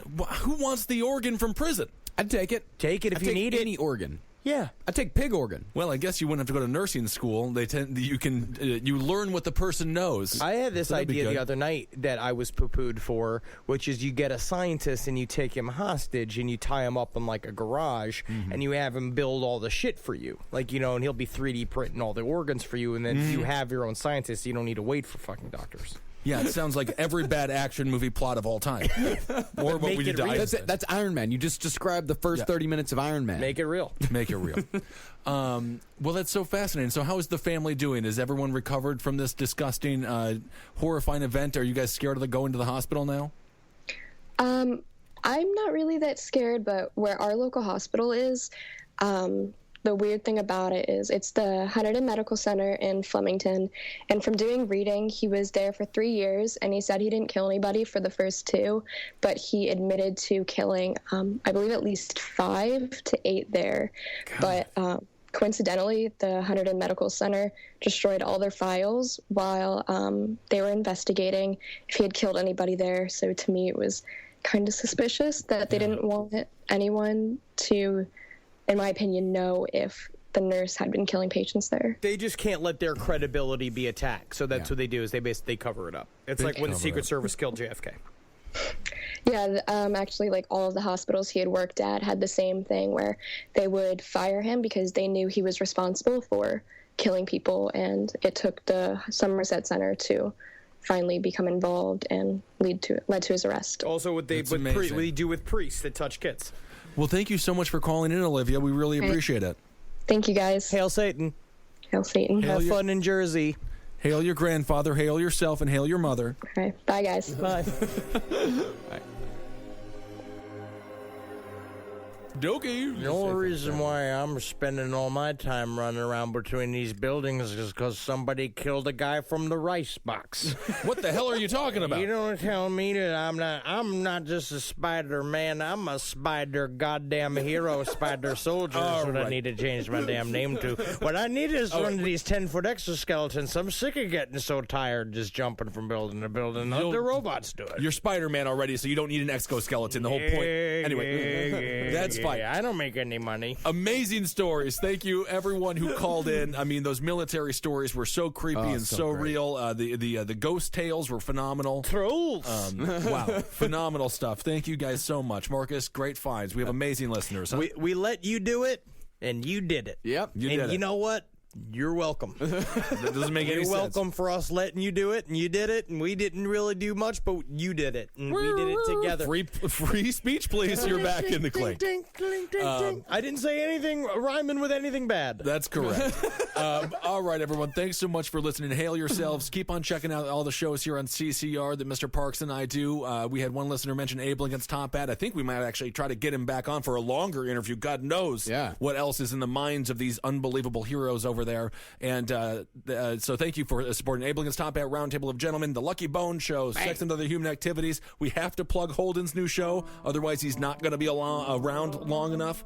Wizard and the Bruiser. Wizard and the Bruiser, yes. So no one ever celebrates me. I'm a true hero. Everybody says, "Oh, Spider-Man, take it, Spider-Man, for goddamn granted." Where's my interviews? Do you want an interview? I'll tell you a scary story. One time I was going down to Mary Jean. When I lifted up my head, it turned out to be the Lizard Man again.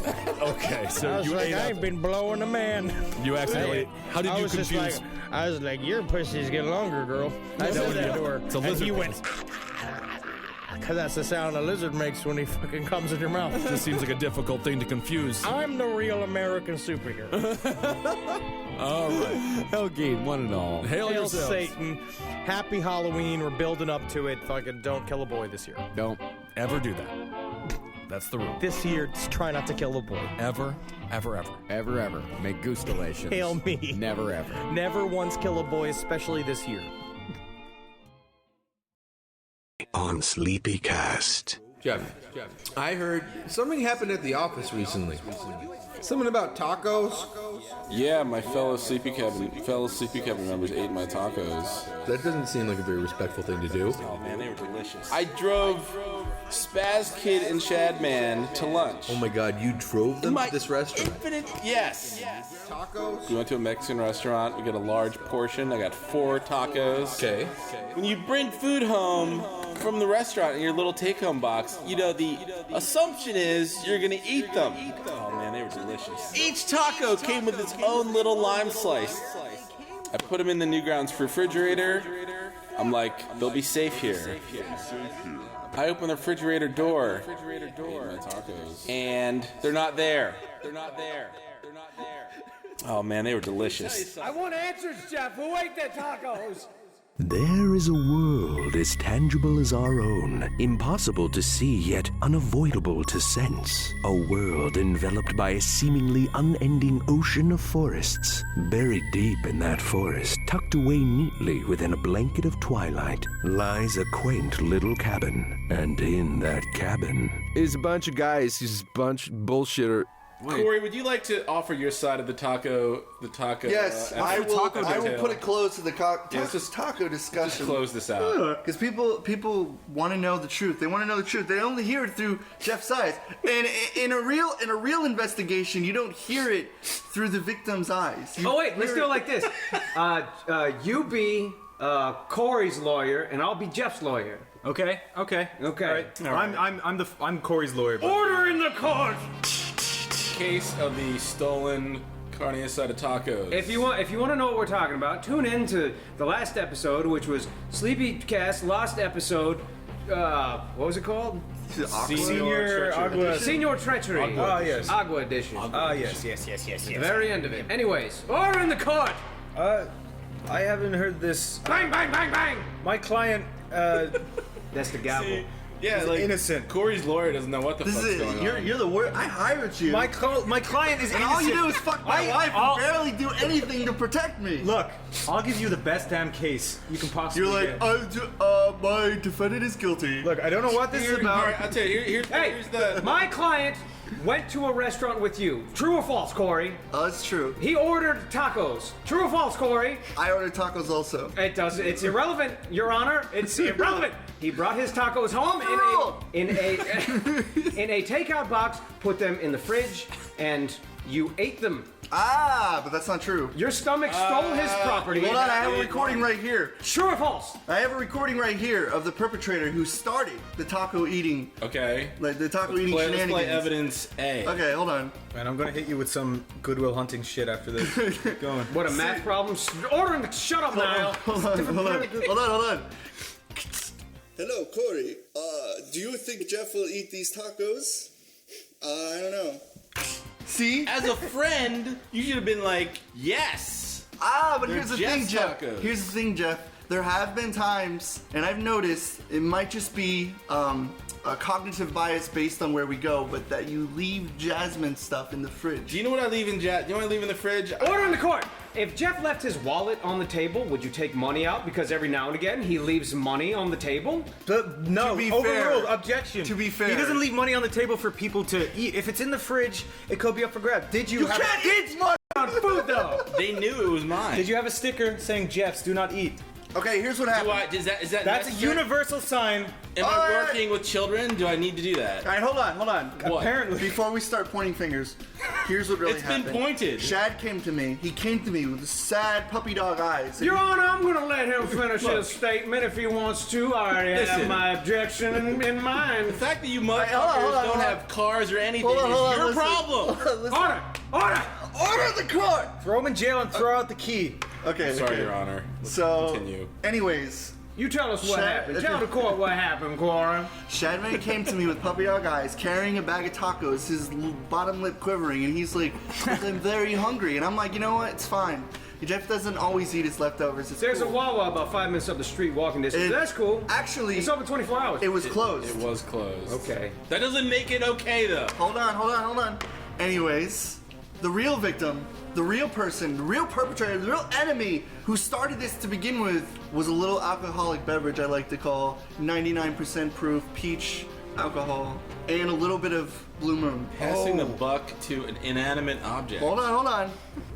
My alcoholic side, Corey's alcoholic side is the fucking. Corey, I can't help you here, dude. This is that you're digging your own Do you grave. accept or Well, this is deny exactly what happened, you ate though. one of the tacos? I ate one of the half-eaten tacos, yes. So you're guilty of eating his tacos. Oh, that's right. There were two. Regardless of Shad, you're guilty. I am. Look, if Shad started killing somebody and then you came in to start stabbing him, then you're still guilty of murder because you helped commit the crime. You are guilty. That's not true. And sentenced to death.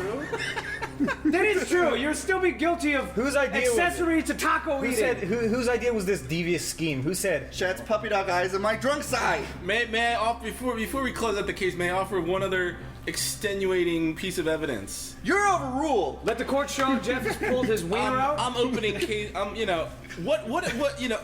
Joshua works here. Had a sandwich in the fridge. What happened to that, Corey? Go. All right, let me explain myself. I gave the 2-day rule on the sandwich in the fridge. The 2-day rule stands. If somebody hasn't eaten it after 2 days, I assume fair play because it's been in there for 2 days. And most people, let's say something like McDonald's or Burger King, are not going to reheat something that's been in there for a few days. You will, though. We got a day. You take it upon yourself. Garbage disposal to clean out the fridge. However, I also thought it was Tom who left it there. For that one time when we went out and Tom said, I might just go to Burger King or something. So you thought it was okay to eat your boss? No, hold on. I thought he went to Burger King and left food in there. There was no way Tom would reheat fucking 2-day-old Burger King. Look, you are making a lot of assumptions. So I assumed, I did. I a lot of leaps of faith. Your lawyer is turning on you. Ladies and gentlemen of the jury. It looks like we do got a serial food thief. This man, Mr. Spaz Kid. You don't even know how to be a lawyer. He's trying to pass Give me himself back my $300. It's a lot. And you're saving it. See, the fact that you only paid $300 for a lawyer shows you got a shitty lawyer. Actually, $300 is a steal for a lawyer. And you're not me. What kind of fucking lawyer whose job is to protect you says, wow, you fucking paid, I'm a worthless lawyer, you idiot. You wasted $300. Look, I'm not even a lawyer. Better call it. I did University of Phoenix. Guilty. Next topic. No, hold on. Yeah. Guilty, sentenced to death. This is what happened. Before, Shad ate it, and then he was like, these tacos are awful. And I'm like, you should probably heat them up. But then I went and I got drunk, and then I came back, and I'm like, fuck it, I'm gonna eat the rest of them. You know why they were awful? Because it was the bitter taste of theft in his mouth. Motherfuckers. That's true. There was guilt. Shad will eat a sandwich out of the trash can and enjoy it, but there was something wrong about those tacos, and he knew it when he ate it. Because you were doing something illegal. Yeah. Thievery. With tacos. Everything I do, I'm holding my heart right now. Everything I do for you two. Jeff, And you got betray your me. tacos back. You got your kids. You got your tacos. You got your beautiful wife. What else do you want? And if I could also say to the jury of sympathetic listeners right now, Jeff has never stolen Corey's food. I rest my case, Your Honor. True. Wait, Corey, Jeff do you have any wouldn't final want my words? food. Corey, do you have any final words on this topic? Do you want to? Jeff wouldn't steal my food because he wouldn't want the food I have. Whoa, dude, that was the Goodwill Hunting. You mean I can have a bowl of your kid's cereal sometime if I want it? All right. You could have a bowl of Kix. with a little bit of 1% milk. Not too much. Just enough to kind of make the cereal with a wet. side of like random sausages you buy. It's like kick cereal and sausage. You could, yes, Jeff. You could have one of my beef brats. All right, okay. Only one and a half of one because it's fair. Because I ate half of right. your fucking shat-eating tacos. Jeff wouldn't want your food because he doesn't eat ass, my friend. New lawyer. No. Wait, I tried. Fuck off, bad lawyer. I'm hanging with what's the guy who hits the hammer? To leave someone hanging when they high five. I'm hanging with one a of the judge. neatest things you can do. Oh, thanks, Stamper. My client ate your tacos because you were negligent, Jeff. Look, you admitted to guilt. What I said was, I will give you the best case you can possibly get. Look, You laughed that you're fucking worst lawyer. I award Corey more tacos and Jeff sentenced to death. This could be a novel. By the guillotine. To kill a Cory bird or something. To kill a taco. Also, I heard Jeff Eat a whisper taco. something racist. So What? I don't know. I was getting there. I better Listen. stop. dude, no. Enough with the taco shit. Move on. Yeah. It's making me hungry.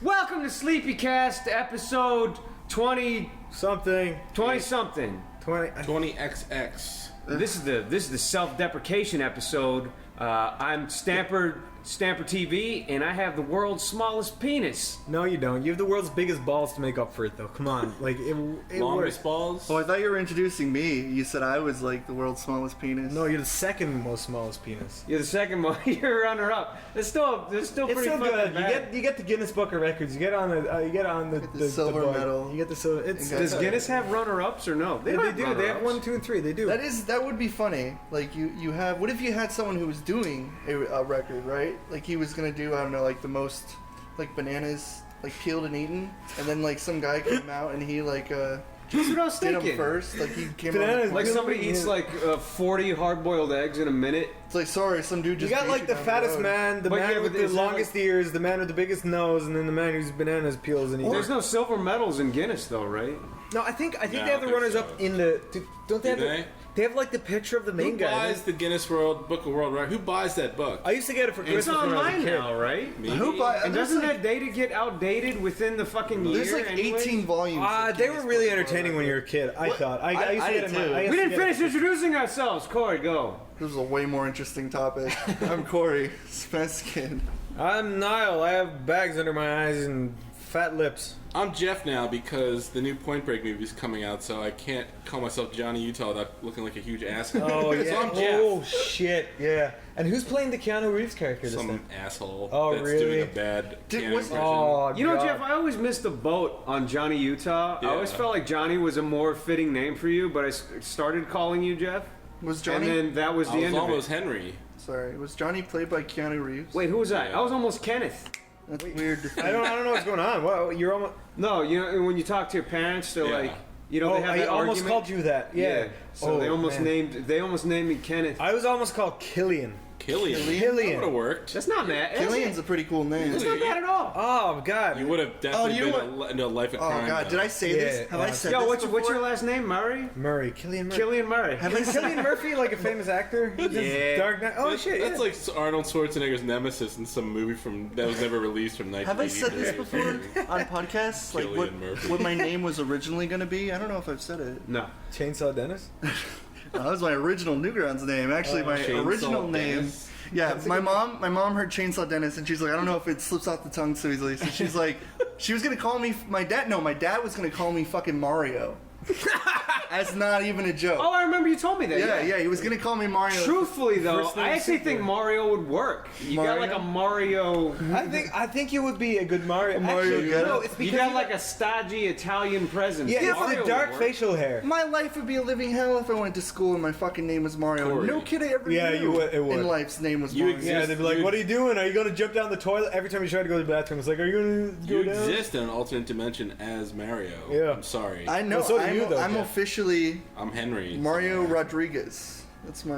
Not only But, that, I already- your family aren't even like Mexican. I'll say Or that Mario. Spanish. Why would you be that? I will say that Mario fits more than Corey. Truthfully. Yeah, Corey's like a boy band name with blonde hair and bangs that go down either side of their He's head. got like beautiful dick sucking lips. and yeah. He's probably gay. Yeah, probably. You know, like Lance from NSYNC. Mostly, yeah, Surprise! exactly. He's gay. Can I Exactly. mention Lance Doesn't he have crooked eyes? His eyes do. Am I the only one that noticed? No, that? you're not. No. I'm sorry. Which one's Lance? Stop caring the about only me. the blonde one looks like he has Down syndrome. What? Does he have blonde streaks in his hair? He has blonde. Yeah, they all did. They had I'm frosted sorry. This tips. is important. He was I like need the to know. one that was supposed to go into space. I don't know what the fuck. I swear, What? like, he never blinks. He just walks around with like big gaping eyes. Just like everything is fascinating. But one eye is like half an inch lower than the other. What do you mean he They did? call it What's he frosted do tip. now? However, I Fucking can't complain because I literally have misaligned nipples. Like one of my nipples are about half an inch higher than the other nipple. Why are you standing in the mirror measuring your nipples? Well, no, I never noticed until I was about 17 and I was topless and my friend goes, dude, your nipples like are weird. Well, technically, now a lot of people have like. Look, wait, I just want to show you. I know the podcast. No, it's can't very appreciate common this. to have lopsided However, but titties. look, what they go like. It's common though, Niall, to have. See that? It's common. Like Nice I probably nipples. have lopsided titties. My man. See, you're a tits- dude. You know, every female. No, on the I'm face fine of the with planet probably has lopsided titties. Oh, God. and it bothers them every day. I'm glad I'm not a female for that. No 'cause human being is completely symmetrical. As you notice, I have new glasses, and I look like a fucking idiot right now. I like your I glasses. like your though. glasses. And I'm gonna go. If you guys want to read some books later, No, you do look like an intellectual You look But like no. an engineer. like that's another example. Like or a these, literaturist. these don't have like the rubber pads. They're all like one piece. And I are got thick. 2 pairs of the same thing, and they're the exact same glasses. And one was sitting crooked on my face, and the other one wasn't. I didn't understand it, and he just had to remind me that one ear sits lower than the other ear. One of my eyes sits lower than the other. How eye. much does it bother you guys to ever see like a mirror image of yourself? Yeah, it Or does. everything just. all of a Oh, where sudden- you take a photo of yourself and Yeah. then flip it and All of a sudden, Photoshop? like, Yeah, all my these nose is problems. crooked and I shit. don't like Yeah. I don't like the idea that when I look into the mirror, I see like This is getting so dark and sad. No. Just the idea. You see a sad man. No, sitting in just the idea that when you look into a mirror, everything is expanded. So it's like it makes your face, it makes you look bigger, fatter in the face than you normally it do. doesn't. It doesn't, Corey. I hate to break it to you. There's that other thing it too. does. A regular mirror doesn't do that. A perfectly flat mirror would not do that. That would create a perfect opposite image of you. But if you had like some sort of concave or convex mirror, Niall. that would Niall, do are it. you sure about You're hurting that? his feelings. I'm 100% sure. I'm sorry to break it to you, Corey. I thought the whole mirror thing was No, true. a perfectly flat mirror. I guess No, Corey. that was debunked. Are you saying I that wanna- if Corey wants to see his ideal self, he needs Maybe to I look wanna at a look funhouse like mirror? He'd need to use a concave mirror, so he'd be like skinny. Okay, well then I'm gonna go get a fucking 3D Oh, to TV. lie to himself. Yeah, but then you'd Okay. be lying to yourself. And then put a mirror inside of it. Oh, can we go back to the world records? Because that's something I wanted to No, you know what? Back on that thing though, it works with art too. You ever draw a picture and then flip it? I do that all the time. I stream art a lot, and they always notice. They always go flip the image, Niall. So I flip it, you and it's always- skewed always to the left. It's not always even your flip the art though. image. But if I took anybody's image and flipped it, it would look strange. The See, other I thought way. it was my You brain. always flip the image. It happens to me. Anytime I draw someone who's straight up, they're always Why is tilted. that though? Is it because like your right brain is harder than your left brain, so you like or works harder? Perception. Do you know how whenever you see a picture and then like you look at it like there's videos of this all the time on YouTube where they have a picture and then they turn it sideways and you see it's like fucking skewed like 16 feet. It looks like a fucking Picasso when you like Yeah. take an image that makes sense to you and then they flip That it is- back. I drew some girl today holding a banana making a sandcastle for some reason, and she flipped it and she looked I like flipped she had it. a And she fucking looked like she stroke. was like yeah she did. She looked like She she looked was like she was building a banana and holding a sandcastle. Yeah. No, that was when it was flipped the normal way, but then the other way, it looked like some sort of fucking weird It fourth happens all the dimension time shit. now. I always flip canvas. And Yeah. now in Flash, I try to do that whenever I'm working on an actual final piece. But it really does You help. can't flip canvas and flash. You're a You liar. actually can. No, you can't. Jeff told me. No, you can't. What do you No, mean? Jeff flip? told me. No, you can't flip the whole canvas. No, you flip a symbol. Like Oh, you- yeah. Well, I didn't know that. To me, that's a canvas. Like when I have a Oh. character and I can turn it into an image. Oh, But that's not gotcha. the definition of a canvas. No, but not the yeah, canvas. I see what you mean. That's bullshit, though. That should be a fucking implemented feature. Definitely. Or rotate the canvas. Or something. There was- They should be there's more another- optimized for artists. Man, this is yeah. Never mind. What? Dude, It's like I'm talking about nerdy Flash tips now, and nobody gives a fuck. Nah, No, I think that's not a lot of true. people I are probably artists don't and know. Go, Jeff, go. Yeah. Welcome to Jeff's Nerdy Flash Tip Did you know? Minute.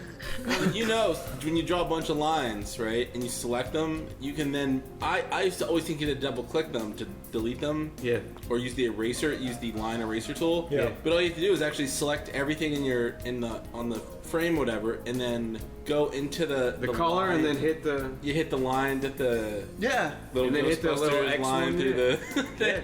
And then it gets rid of everything. Yes. That's what I used to do with the Doodle told me. That's what I did with the shade. Like when I draw something and I do like a pencil line tool, I do that, and that's how I remove the I had shade. no idea. I was doing it wrong. Are you fucking serious? Yep. Well, is that what you were talking about?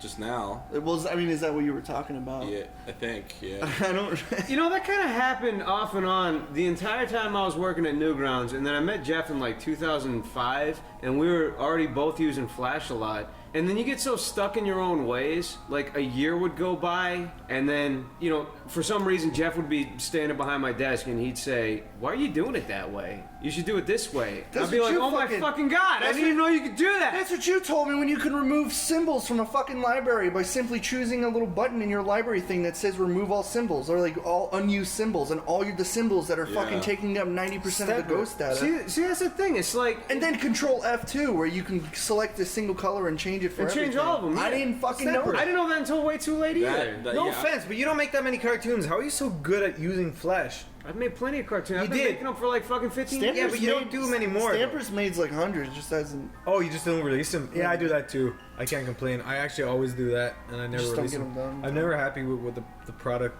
Anyways, I wanted to talk about. I know it was so long in past, but I wanted to talk about world records because I like. Wait, no. Let me finish that up real quick. Okay. All right. So, in summary, I've been using Photoshop and Flash. Probably Photoshop since like 2007. No, way earlier than that. And I learned everything I needed to learn, quote unquote, within the first month, and I never learned anything else about that program. For me? So fucking talk to your friends. They probably have roundabout ways of fucking doing things That's to make so your life true. easy. But it's also different too because like It's like, why the fuck am I doing this? There's got to be an easier way. That's the thing. I'm not willing to learn. Sorry. No, keep going. I'm not willing to learn something new, and that's like something where I'm very.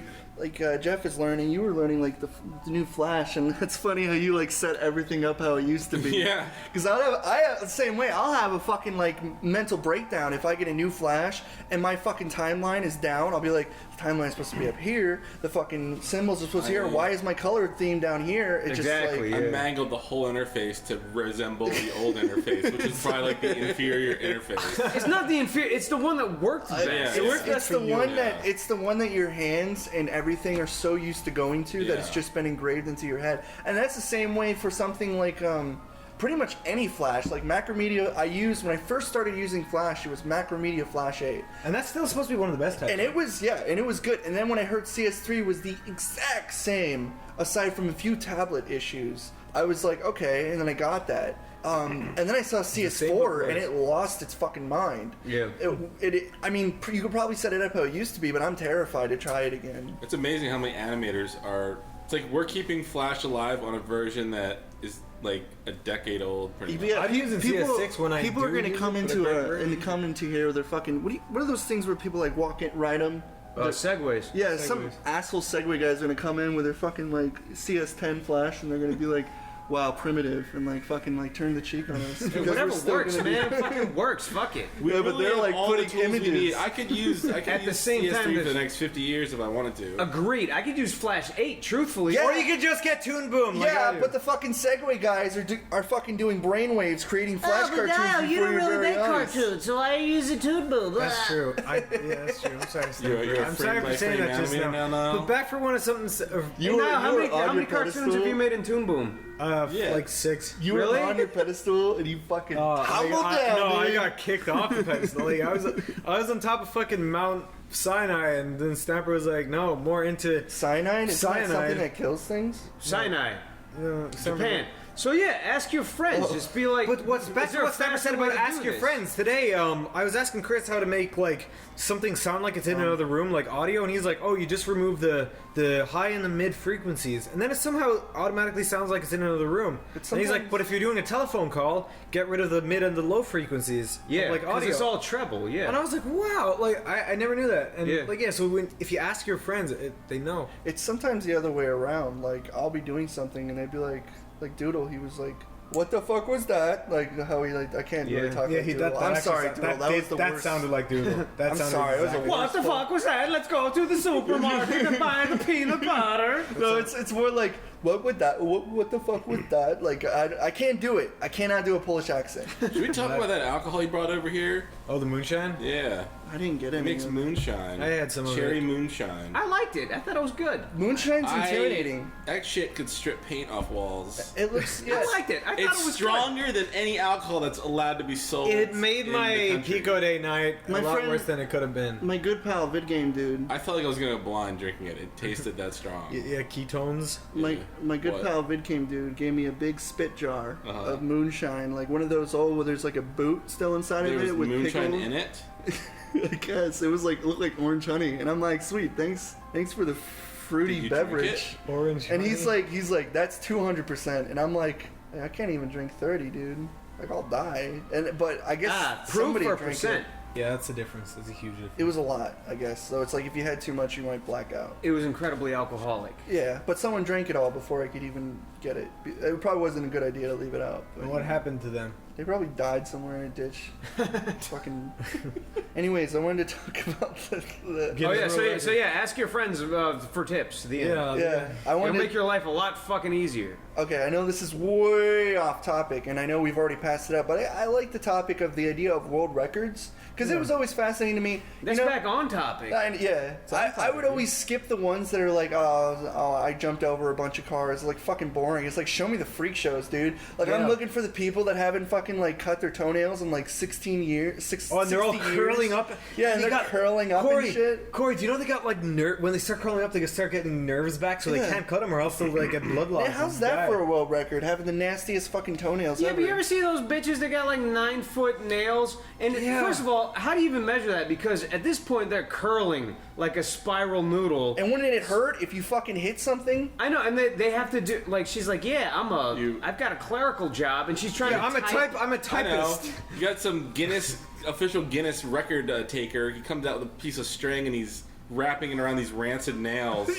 No, but that's the thing though. Wishing Like, he was dead. Then you can get a Guinness Book of scrape Records across the for- ground to fucking like get free food so you can like save it for later. Because no one's gonna. If you went up to someone and put your fucking gross like 60-year-old nails on a table and pulled their fucking food off the table, no one's gonna I want have a it. question. Dude, they're fucking huge. There's that one lady that had like their record for a while, and she's like, yeah, every night they're like my babies. I just wrap them in tin foil, and I have to sleep on my side, and it's like it's ruining your life to have this bullshit fucking. Wait, two questions. she's in the Guinness Book of Records. How many of these people do that shit just for the Guinness Book of World Records? Yeah, exactly. That's what Most they of do. them. That's what they do. How many? What do you think is it? Where's the line of what is a distasteful record? Like biggest head tumor? Like or someone. anything? Best elephantitis show. Yeah. Those are two really serious questions. Wait, we'll address the first one Corey, first. that's true though. Someone has the biggest leg. Do they call Guinness though? Or That's the thing. That's the thing. Yeah. First of all, I'm sure a lot of people try for Guinness records. Yeah. Like you probably see like it's like, oh, I just ate 2 omelets in a row. It's like I could fucking do that. So like Yeah, you try to do that. but you get the kids with like the Indian kids with the 8 arms, and they're like, "I'm the kid But with the think 8 of it arms." this way. Think of it this That's way. not an accomplishment. That's a birth defect. I know, but in India they're known as that god. What's the Think god of it called? this way, though. Little god babies. Yeah, little god babies with fucking Yeah. weird limbs coming out of their assholes. Sorry. Little Silent Hill creatures. Think of it this way. Okay, so the guy. Sorry. Let's say you were a guy with elephantitis, which is probably the grossest thing. I'm sorry to people with it, but Explain to the it's audience kinda what gross. elephantitis is. It's like a buildup of like fucking fat, or it's just like this like disgusting like weight tumor that just like where anywhere. It Like, can be you on your just- fucking just- leg. okay, let's You know just what, make this Corey? You got a lot of disgusting weight Yeah, but tumors hold on. yourself. Let me alright? say, asshole. It's just. I always it's thought it had how to do I with am. your testicles. No.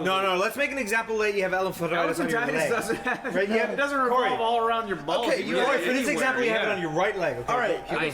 They call it. think. Now I'm curious. They call it No, has to be. elephantitis because it looks like you have a fucking like elephant-sized limb on your body. I don't know if that's right. That's a very it is. biased, ignorant statement, but that's what I always Like the consider. official medical term is elephantitis, and that's not a joke. That's kind of But mean. here, but- this is what I mean. What if you were the guy with you thought you had the worst elephantitis, and then you found out some guy in fucking bigger elephantitis. some guy in Indonesia has the worst elephantitis. Look, this is what I was. This is the picture I've always had in my head since like a childhood. Yeah. That guy. I mean, that can. You can get it All anywhere. right, so what Jeff showed us is elephantitis balls, and you can see that he searched that. The medical term is T. bugius maximus.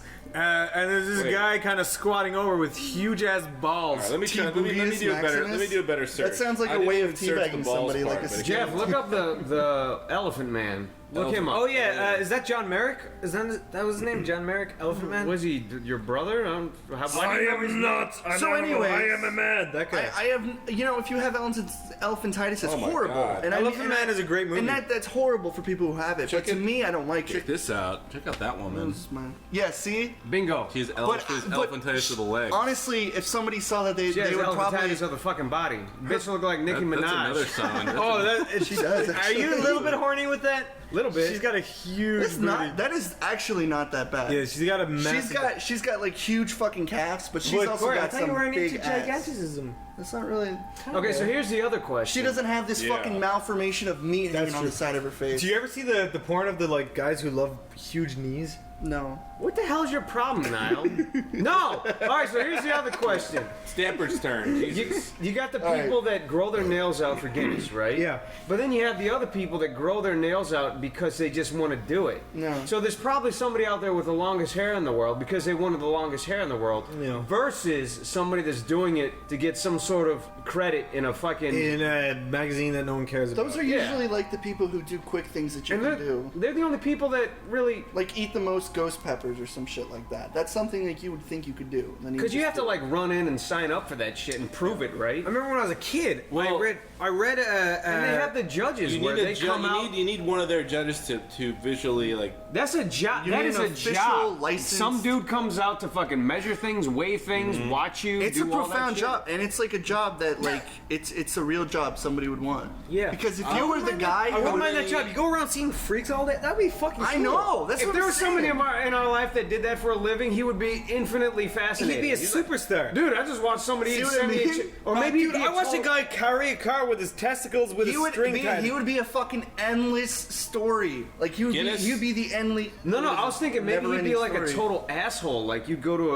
a restaurant and you'd eat like 18 chicken wings. So and he'd be like, no, I actually saw a guy eat 818 chicken wings. Guinness had a TV show once. You remember that? I remember Ripley's Believe It or Not. Is that it? Guinness? No. Guinness. I was thinking about Ripley's too. There was both. I think there were both shows. I used to watch Ripley's with my mom, and it fucking was like creepy because they used to have like the really like the crazy action ones, and they used to have the freak shows. There's a show on Discovery. I don't know if it's still on. Stop calling people freak shows, man. It's a fetish term. We're all freak shows. Is that actually a fetish term? Wait, Yes. this is actually kind of fascinating. That's a fetish term? Yeah, freak shows. So like people who are horny for like people that look kind of odd. Yeah, if somebody they call them freak shows. Yeah, if somebody wants, it's a derogatory term. Like it's mean to them, but it's also like a sexual term. Like I want the freak show. That's a sexual I want to term. fuck the girl with two I'm heads. disgusted by That's all amazing. I'm sorry, Jeff. No, I'm actually fascinated by this. I don't know what I was saying. So they call them.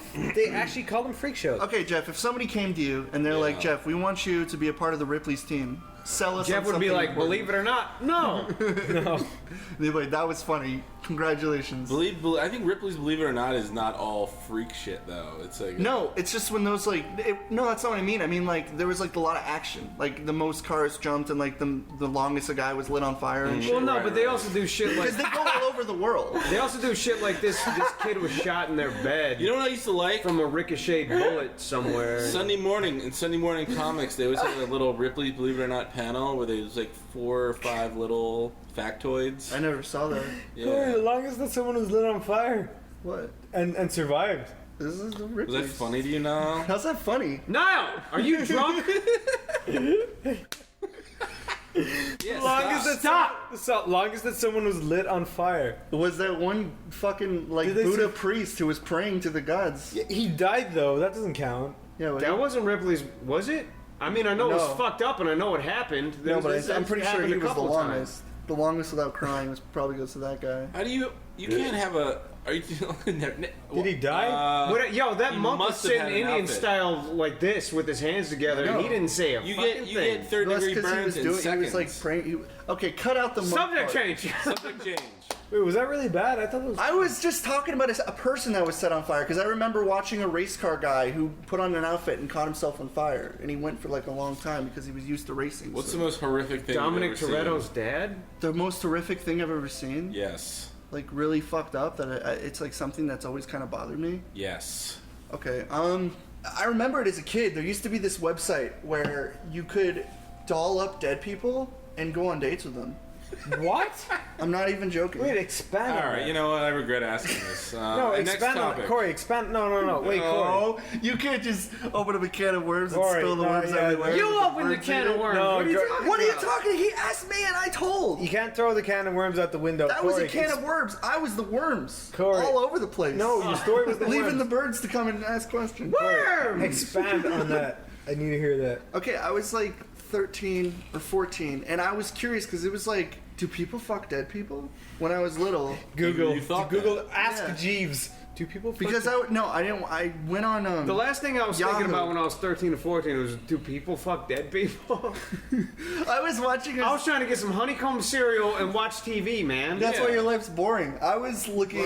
My life is a thrill ride of roller coasters. So I was on the computer and it was like this really weird site. It was like this really gothic site. And it had pictures of a bunch of dead people that had just died that you could pay tons of money to dress them up and go on dates with them.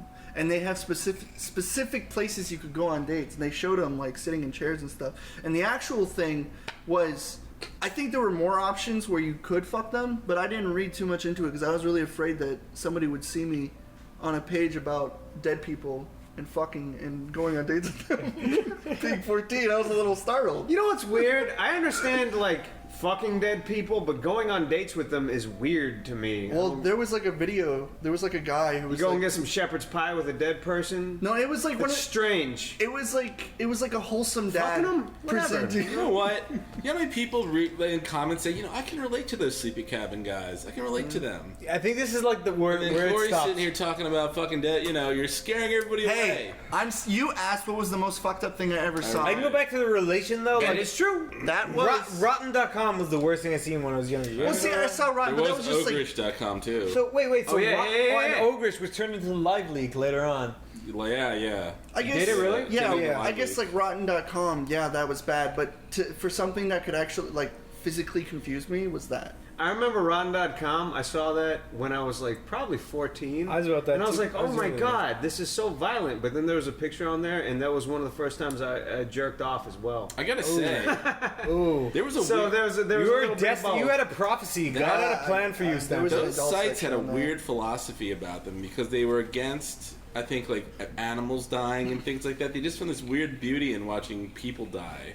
Yeah, speaking of You that, could also choose your category. You could have like fucking. I went there a few lobotomies. times, but I It's I don't like looking at that stuff. Like if I watch a guy die on a video, it bothers me less than if I watch a dog. that's what I'm die on a saying. video. It's strange that most people feel that way. Yeah. Like you could watch a dude get his head sawed off all day. It's not saying that it's cool and it makes you Like it still fucking makes you sick, kind of go, oh. But if you watch the dog get No, I beheaded, cannot do that. I I can't remember if there was like a ratings in a comment section. I where could. People could rate There the was. picture. There actually was. Yeah. that was a great beheading video. Yeah. It was like, oh, 10 out of 10. Two thumbs See up. the comic Yeah, below. Oh no, they Someone rate seen- it like torrents. They're like A3. Yeah, it's like video, Yeah, video video, 5, audio, audio 2. alright, yeah. I M1. can barely understand the gurgling. Yeah, I don't even know. I don't Garbage. speak Mexican cartel language. I don't speak Arabic. Yeah. Now, when is that a Freudian slip? What? You don't speak Mexican cartel language? That was a Freudian No, slip. I said that on purpose. No, what cartel thing did you see? What was the first thing that scarred you? Dude, I like when I said that, I was thinking of this one where there's. Oh yeah, hold on. Keep that, Jeff. You asked me what was the most fucked up thing I ever saw, Yeah. and I told you with flying colors.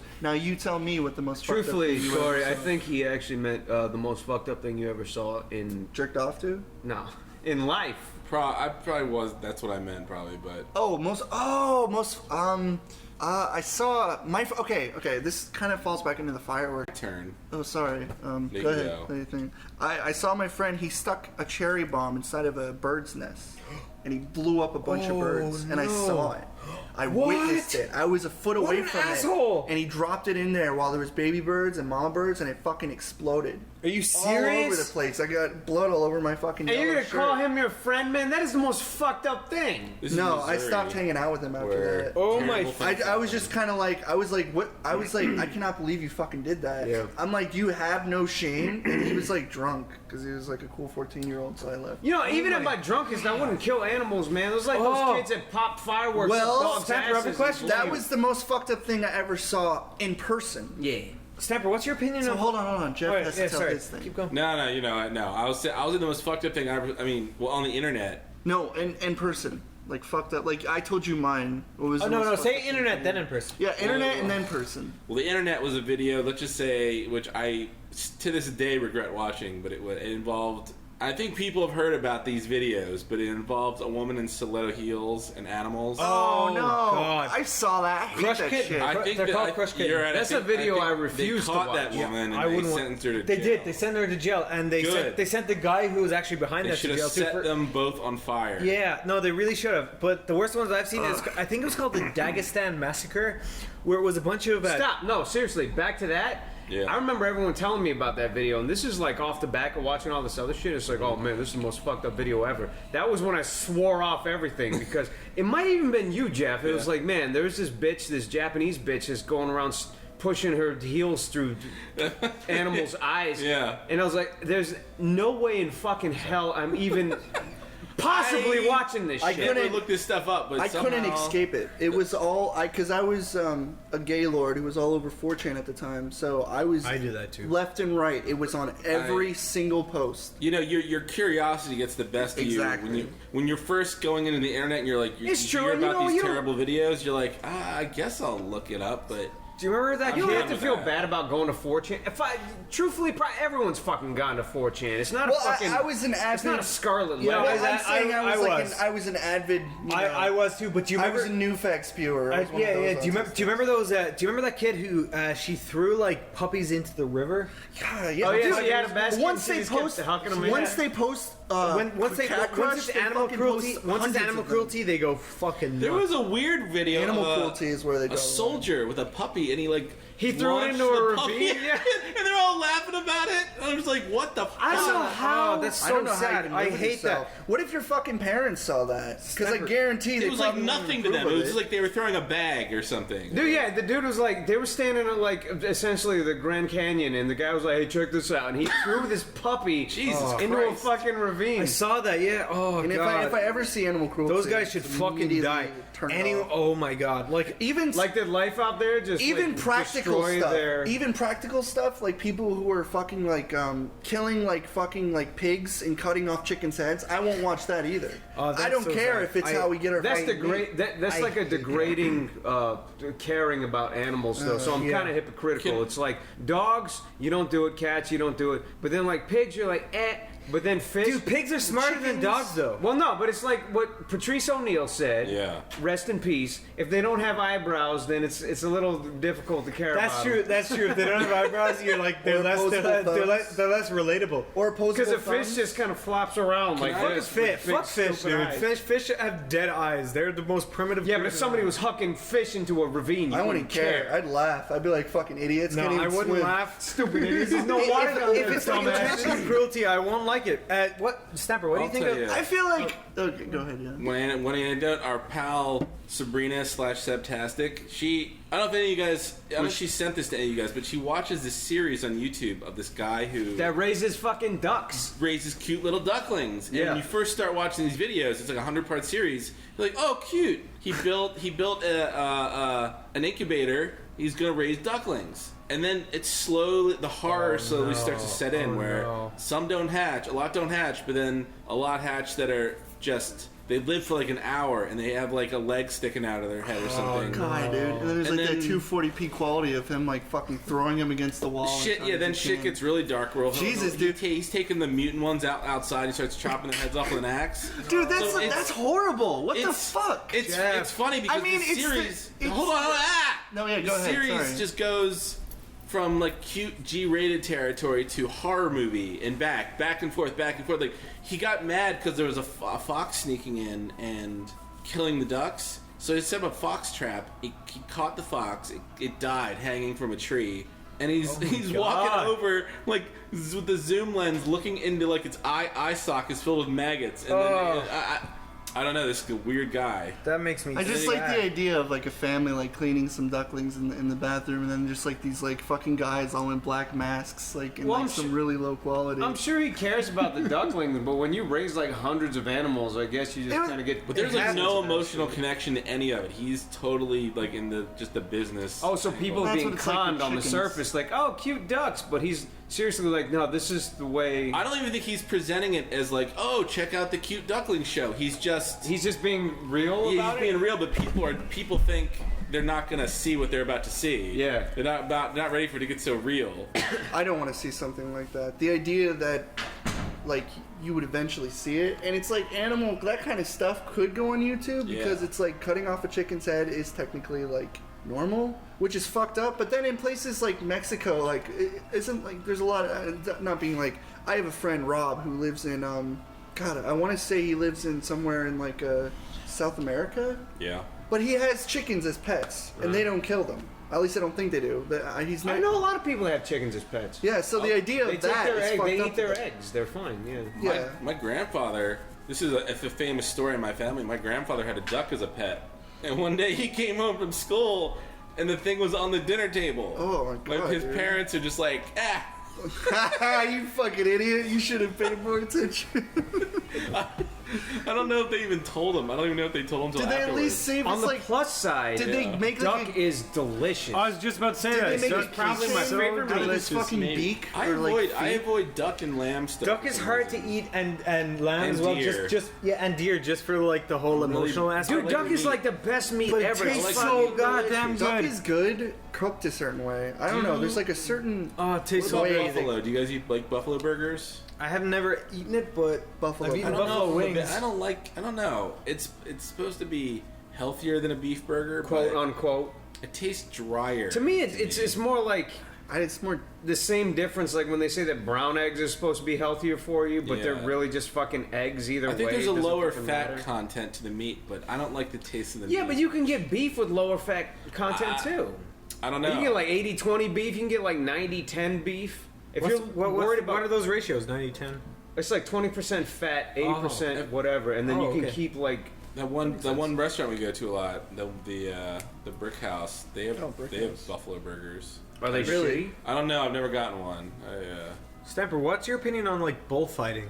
Bullfighting? Yeah. I'll give you another opinion right now. I was at a breakfast place this morning, and for the 9 millionth time, they're like, okay, so you want the thing? And truthfully, I had a really fucking good meal this morning, so check this out. They made this potato batter with onions in it, and then they poured it into a waffle iron, and they made a potato onion waffle, and they put over easy eggs on top of it, and sprinkled that shit with cheddar cheese. That shit was fucking delicious. Nothing gets harmed there. Where the hell was that? That's at the train station next to my house. I was that like, place. what? Oh, okay. But then, like every other place, they're like, you want pork sausage or turkey sausage? I'm like, huh? I want sausage that's made out of pigs. I don't understand the Like turkey bacon thing. Dude, the turkey bacon, whatever. all that shit kind of tastes similar, and it's turkey. It's lean. It doesn't taste anything. Turkey bacon is an abomination. It shouldn't even exist. I like turkey brats. It's lean meat though. It's like turkey brats. It's better for you. I actually like brats. So order your eggs with turkey strips. Don't call it bacon. I actually don't call it bacon. I like agree with brats more than I like hot dogs because I can't. It's like a what's it called? It's a not a double negative, but a fucking. I'm pretty sure turkey, or I'm pretty sure brats and like sausages and stuff are like wrapped in the intestines of pig. Yeah, and it's just a mix of fucking whatever. That's fine, but if you're gonna trick yourself, then don't eat it at all. Like, don't get. If you want bacon, then get bacon. If you don't eat bacon, then don't eat bacon. Don't trick yourself into getting something to. Oh, bacon is so good. Stamper, the other night, me and Stamper went out into the city, and then in the morning, Stamper cooked me some bacon and eggs, and it was so fucking good. Yeah? It's just what I needed after that night out. Yeah. Great. Holy shit. I just Then we realized how fucked much I each like other. eating fucking pigs. While he was finishing eating, I love fucked pork. him. I do too. Pork is the best. Bacon, pork God, chops, pigs taste so good. sausage links. Apparently humans taste like pig. Like they taste like pork. Actually, didn't they have that thing where they had a thing our organs are with interchangeable? They had a talk with for a the most part, a cannibal, and they said it's a For the lot most part. like veal, where it's based on how you like work the body is how good it'll taste. I'm sure where in the body, like where we smell like pork. Yeah, like when you cook us, it's like a sulfur pork. Sulfur pork. Ooh. I'd eat a human steak. I would most definitely eat human. If I had the opportunity, I would totally eat. I'd only eat human if I was stuck on a mountain and there was nothing. Why would you eat human? Truthfully, first I'd be like, this guy had a life. He had a job. He had a wife. I'd have kids. 3 questions. I'd be like, how did he die? AIDS. Okay, wouldn't eat him. No, but what did he do wrong? He was a rapist and he had AIDS. And the third question would be with my party of friends that I brought to this human restaurant, asking if they'd be down to eat some human. Can I say something about like the whole cannibalism? You know, in like movies, whenever you see a cannibal, cannibalism is such a harsh word. Yeah, but whenever you see cannibals, like when you see a cannibal, no, it's not. Hold on. Cannibal? Hold on. Whenever you see really classy people who know how to wine and dine and hold their pinky out properly, but then they're like. I'm playing like New Vegas, and it's like you meet like these guys, and they're like talking about like because the quest is you're supposed to like turn them over to cannibals. They're all sophisticated. Yeah, everyone's very sophisticated, and it seems like anytime a cannibal is portrayed in something, he's very like conniving. That actually is true. I'll say the opposite of that. I'll say, all right, you know the movie Alive? Yep. And you know that story. Wait. And then that's another thing too. Like when you see the other cannibals are like these fucking tribals. Well, wait. They weren't necessarily cannibals. They had to do it because they had to. You know the movie Alive? Yeah. No, I never saw it. Until I lost my train of thought because everybody shut Alive. the fuck up. All right, so it's like the Alive with the Brazilian soccer team. Is Yes. Brazilian or I don't know. The soccer team crashed on a fucking mountain. And every time I've heard about that story before watching the movie, and they were like, oh, they had to eat the dead crew members. I had this picture in my head that I'm like, okay, it's a little disturbing, but how bad could it be? It's like they're probably like cooking meat, like human steaks over a fire. Wait, are they having a fire? Because they crash in the mountains? No, in the movie, if you watch the movie, it's really fucking disturbing. Is this the one where they crash in the ice mountain, right? Yes. And they have to ration off the wine and chocolate. Yes, there's no food or I did see that movie. They sit down on like the Andes or something like that. The first guy's so hungry, he goes over to some dead dude, and he like rips open his pant leg. He pulls a little chunk out of his butt. little chunk of like thigh skin. Oh, God. It makes it so much worse. That's all like fat too. Yeah. But it's energy. Yeah. Well, if somebody was to prepare a human over there and I didn't see anything of it and then they hand it to me, it's like, oh, it's deer. I'd be like, oh, okay. And I would just think that. I would have the mindset that it's that. Well, so here's the thing. It's like, so why can't you go on the opposite extreme? Like, you know how vegans never touch anything because they're worried about animal suffering and so forth and so on. Mm-hmm. But at the same time, if you're an omnivore, you don't give a shit what you eat.